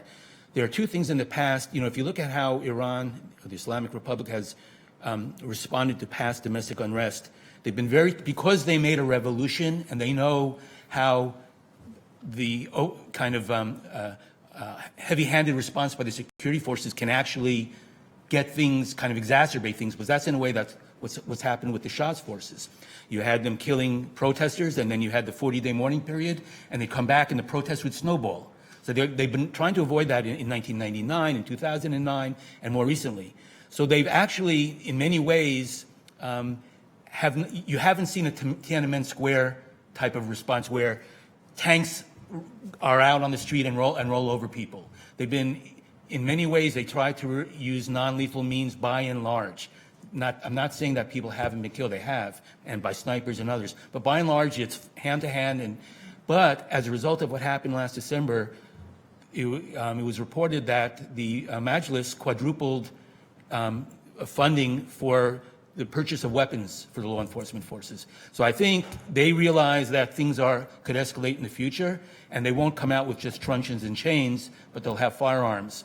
And also because they feared in the past, they had concerns about the reliability of the security forces, because in the past, the Rev Guard was a conscript force and reflected the society at large and the trends within the society. So they had questions about the lack of reliability. That's another reason why I think they, by and large, didn't push too hard when they responded on the streets. They kind of protracted the conflict and used indirect means to deal with it.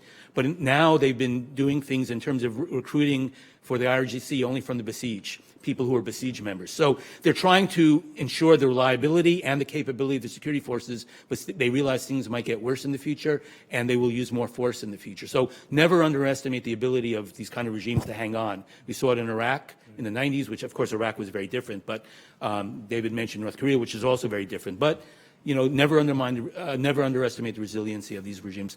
On the other hand, there are fissures in the system, so it could go both ways. I don't rule it out. Norman, do you want to comment?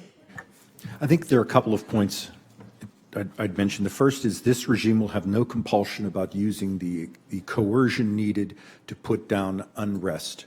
But there's a calculation that goes into that, and I think the last comment was spot on, and that is you don't necessarily need tanks to put down unrest.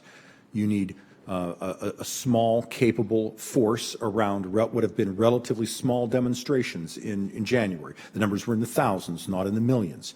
You can control demonstrations capably without tanks and shooting a number of people, and there is a post-demonstration, pre-demonstration planning effort involving such things as turning off Telegram and following up afterwards, identifying people who are in the crowd through cameras. And the Iranians have done this extensively.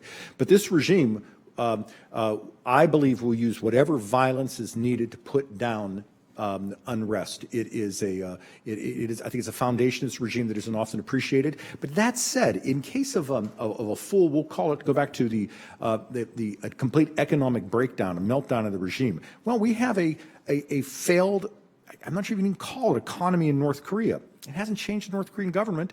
You have an unprecedented collapse in Venezuela. It hasn't changed the government. I think we need to be careful about solely, sanctions are a tool, but they're not a policy, as many wise people say. And I think what you want to look for as in terms of conflict with Iran domestically is the evolution of the country. Their supreme leader is facing mortality. His successor will lack his iconic status, likely his religious status, certainly his political status, and absolutely his relationship with the IRGC. You've got a presidential election coming up in 2020. You have events in Jordan, Iran, Tunisia, and Iraq that have an echo of unemployed youth, a lack of foreign investment, a lack of public services. The seeds of Arab Spring remain throughout the region. I think the Iranians are very aware of this, and for that reason, they're going to be very careful about the amount of force they put in. But I think at the same time, and I'll conclude with, sanctions are the best way to compel a debate among Iran's leaders as to whether or not they want to risk the stability of the regime at this important period.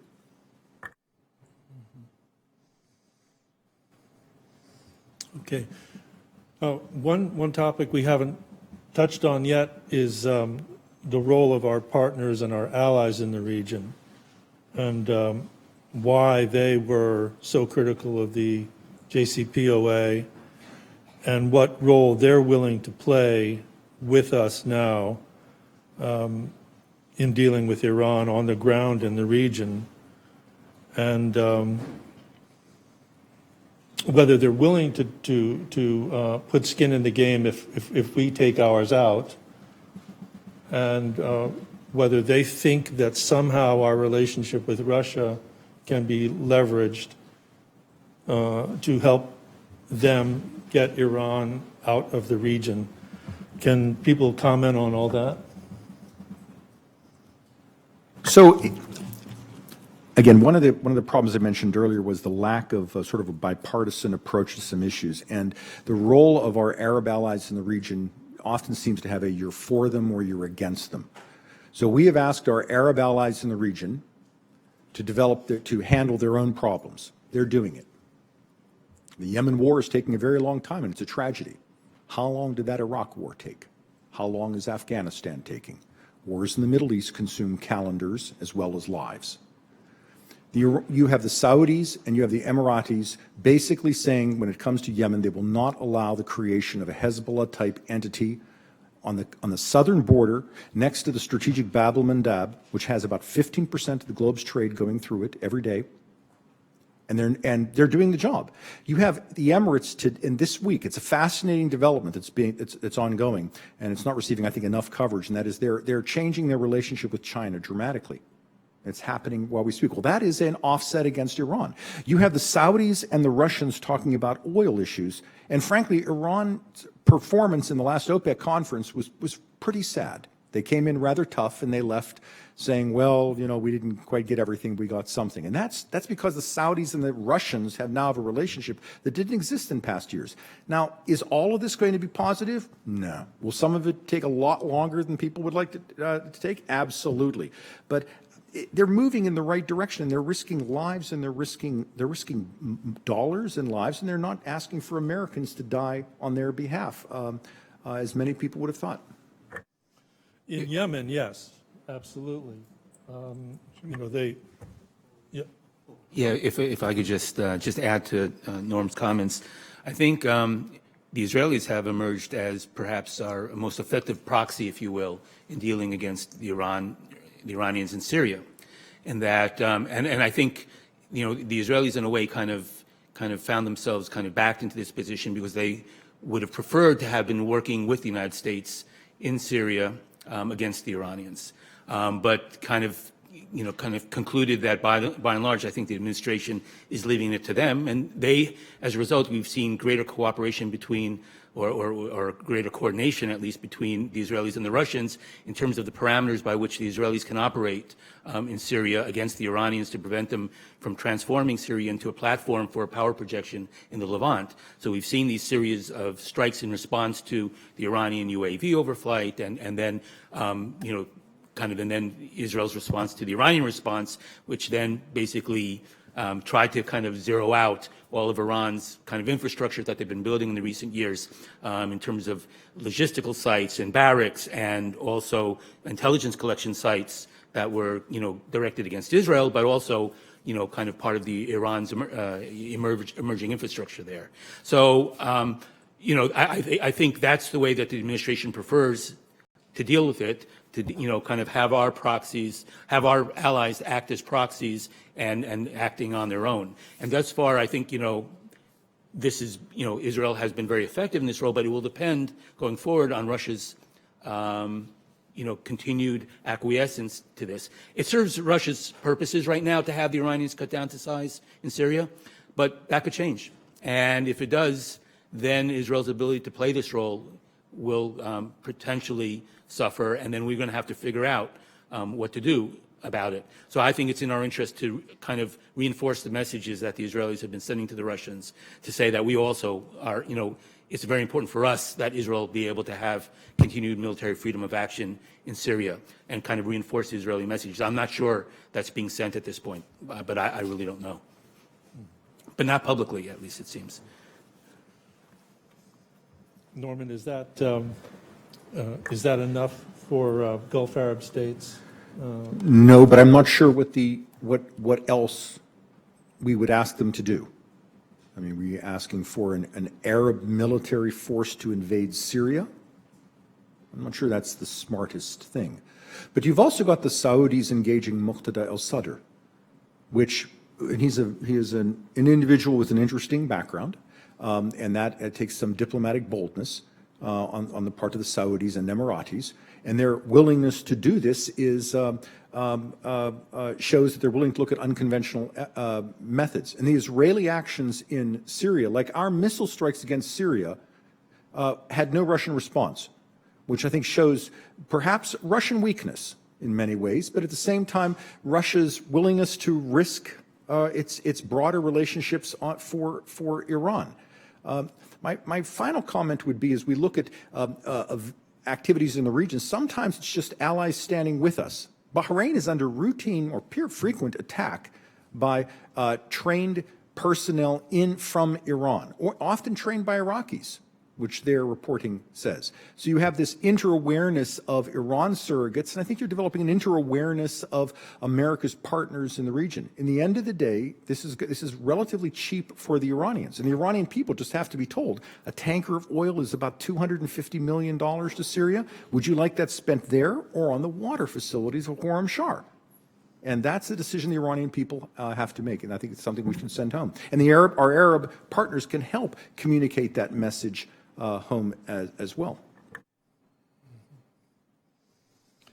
Yes, it's good that you pointed that out, because I think that not everyone is aware of the record of how extensive Iranian support for proxies is in the region, including inside Bahrain.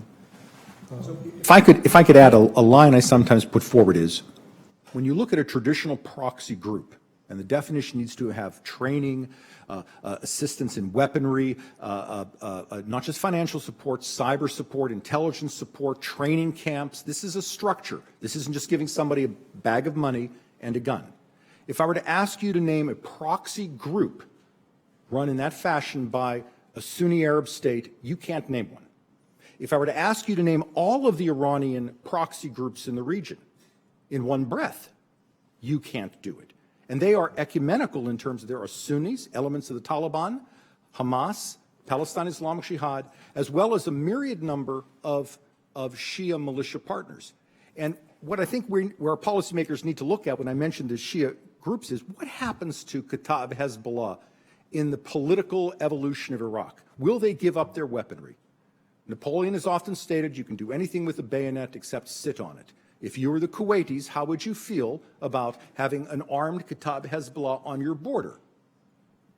These are realities in Iran's relationship with these countries. Again, it's unprecedented. I can't think of another country in the last century that is engaged in this activity. Well, Michael, I'm going to ask people if they have final thoughts or final comments, but before I do, you've written a lot. The way I came to know you was, your writings about Iranian conventional capabilities, asymmetric capabilities, which they can use in the coming years while they're undergoing economic distress. How would you evaluate our ability to deal with that? And thinking back to the 1980s when everything we did in the Gulf was conformed to international law and what was necessary and proportionate. What do you anticipate in the next few years in terms of actual encounters between the United States and Iran and our ability to handle that? I'll say that we've been focused on this target, and Norm knows a lot better than I, for a great deal of the past 30 or 40 years, and developing capabilities to deal with the threat they pose. Since 9/11, the counterterrorism capabilities we've developed to deal with Al-Qaeda and ISIS also, I think, have been very important in enabling us, and also the relationships we've built with other countries in terms of intelligence sharing and cooperation have also helped us vis-a-vis Iran. And it's been a lot more difficult for Iran and its proxies to engage in terrorism in recent years. Efforts by Hezbollah in Iran to retaliate for the killing of Imad Mughniya have been, except for one exception, have been largely thwarted.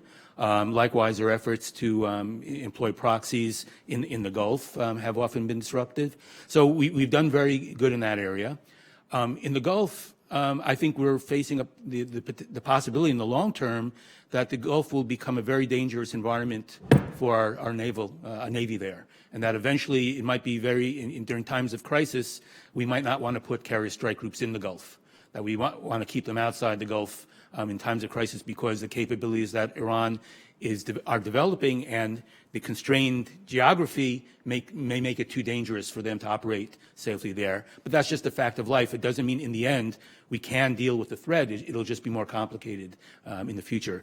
But I think the most important thing that we deal with now is that we've been able to focus on the Middle East almost uninterruptedly for several decades now, and that's no longer the case. History has returned. We have the Russians and the Chinese and the North Koreans now vying for resources of our military, intelligence resources, as well as the attention of our decision makers. And as a result, we can no longer focus on this part of the world as exclusively as we had in the past. And we're going to, our resources are going to be split to a greater extent than in the past, between several theaters. So this is a fact of life. And so it's a more challenging international environment, especially the preparations for the possibility of a conflict with North Korea have had a big impact on what we're willing to do in the Middle East. So all of these there's countervailing, factors. I would just say that missile defenses have improved dramatically in the last 15 years, but Iran's ability to threaten our allies have outstripped probably the ability of the missile defenses to be effective because they could simply saturate them, probably. So, again, we've made some improvements, but in some areas, the Iranians have not been able to respond. In other areas, they probably have outstripped what we're trying to accomplish. And it's a much more complicated international environment today than it was in the past. Well, can I come to final comments, David, maybe? Let's go in the order of the way you spoke. Yeah, no.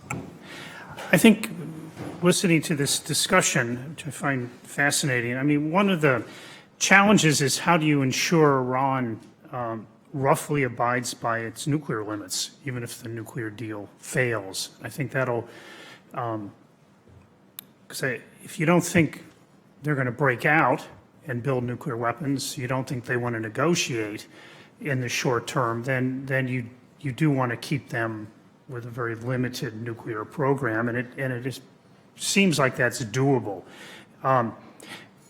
One way to help that is to reinvigorate the confrontation, if I can use that term, at the International Atomic Energy Agency, in particular at the Board of Governors meetings, over Iran's secret or, well, past secret nuclear weapons work, part of which may continue. And that tactic was used very effectively in 2003 and 4 to elevate the issue, to put Iran on the defensive, and to keep, find some time for a diplomatic solution to take place. Because if Iran is on the defensive on it, in a sense that it's being accused of violating or potentially violating the Non-Proliferation Treaty, its safeguards agreement, and certainly one can argue it's violated the JCPOA, that you're in a better position than just letting things go quiet and hoping for the day that negotiations start. Thanks. I would say that I think maybe the way that we've framed this question and the way that we do in the U.S. policy community is Iran versus the U.S., and that's not really the strategic landscape right now. In the Middle East, there are, common term of seismic shifts happening, of other players, Russia, China, importantly, involved, and of our allies, especially within the Gulf states, taking responsibility for their own security, increasing their interventions in the neighborhood, and really not seeing the U.S. as pivotal or centered in the region. And that was of our choosing, but the region has kind of moved on without us. And so if our view of the region is that, well, this is our choice and we are confronting Iran, so be it, but we need to take in mind that the way that regional leaders see their neighborhood in much more complex terms, and they are paying attention to different kinds of allies and relationship building than they did a decade ago. Yeah, if I could just make a kind of a broad kind of statement and put things, kind of our discussion here in context. I think if you look at, past Middle Eastern wars, there's always a kind of an action-reaction dynamic in the aftermath of the war that ensures that whatever achievements were gotten by war have often been undermined within a few years by the social and political forces set loose by that war. We saw that in '91 after the U.S. defeat of Iraq in Kuwait, where we were kind of at a high water mark in the region. Within a few years, there was anti-Americanism and sanctions fatigue vis-a-vis Iraq. And then because of our presence in Saudi Arabia, you had the rise of al-Qaeda. Then 2003, again, a great American military victory. But then within a year or two, we were mired in insurgency that both Iran and Syria were helping. Iran is now at its high water mark. And I would ask, I would argue that we are seeing elements of this kind of reaction kind of forming, but the Middle East is not self-organizing. And we have to play a role in kind of focusing, if we want there to be kind of rollback of Iranian influence, which I would, I'm one of those who believe that Iran's enhanced influence in the region is, in the long run, is now profoundly destabilizing, and in the long run will be profoundly destabilizing. And in order to roll that back, we have to play an organizing role. And we have to play the lead role, just as we played a lead role in rolling back the Soviets in Afghanistan. Although, of course, there was blowback there, and there's going to be blowback here, from whatever we do. But it seems that we're intent on disengaging from the region. Okay, that's the general trajectory, not just of this administration, but the previous one. So I have great concerns. I think there is the potential to make sure that this is the high watermark reached by Iran, and then push back over a period of years to reduce its influence and to restore kind of an equilibrium. But if we're not willing to play a lead role in that, I think we look forward to more instability from the region. And I always say, if you don't visit the Middle East, it will visit you. So we're going to have to deal with this whether we want to or not. I think it's just better to do it on our own terms and be more proactive in doing it. Yes.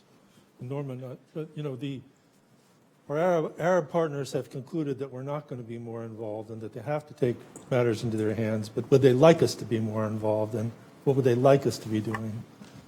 Well, I agree, and for my closing comments, building on all of that, I'd like to begin by saying this is a perfect reason why everyone should pay more attention to the Middle East Policy Council. These are all going to be broad issues that are beyond any one country and involve the economies, energy sectors, political and military programs of the region as a whole.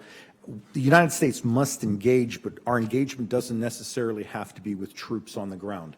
I'm a strong believer that we need to do everything we can to push Yemen to a political agreement, and we should provide whatever support is needed to protect our Arab allies in achieving this. But that doesn't necessarily mean boots on the ground, but that can mean intelligence support. It can mean fueling assistance, technological assistance, guidance. The Middle East, and this is the subject perhaps for an entire separate session, which I'd be delighted to attend because I found this fascinating, is going through, and I was making some notes listening to the very smart comments of David and Karen and Mike, a period of redefinition.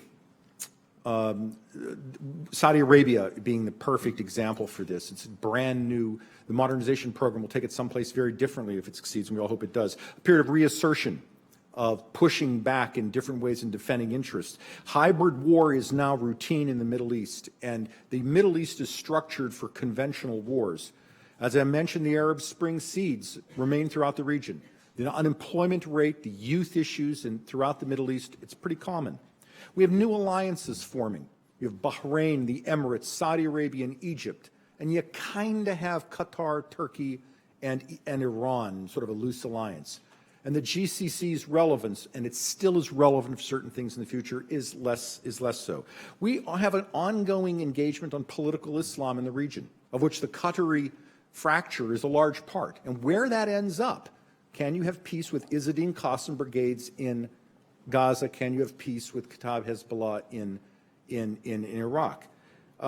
We have shattered economies. The U.S. must play a role, and nation building is a terrible thing to say in Washington, but if you want to prevent ISIS 2.0 and to push back on Iranian adventurism, we have to find a way to engage on Yemen, Iraq, Syria, and Libya. And finally, we have the issue of the impending change of leadership throughout the region. If you were to begin and just say, name the region's leaders over the age of 78 or have been reported to be in ill health, Algeria, Tunisia, Oman, Kuwait, Ayatollah Sistani in Iraq, the supreme leader. You probably have Michel Aoun, King Salman. There is, God lengthen their lives, or at least most of them. You could probably have a change in the region's leadership, and we could have a dynamic Mohammed bin Salman. We could have a bureaucrat who sustains things, but can you say we will not have a Gaddafi or a Saddam Hussein? We need to be careful. That future is in front of us. So I think as you look at the Iran issue, that dynamic surrounds it, and those pressures will shape where Iran goes as well. Thank you. I wish we had more time, but we may have already lost C-SPAN. Our website is www.mepc.org. You'll find a video of this event within a few hours, and we will publish the transcript in the next issue of Middle East Policy. Thank you very much to all the panelists.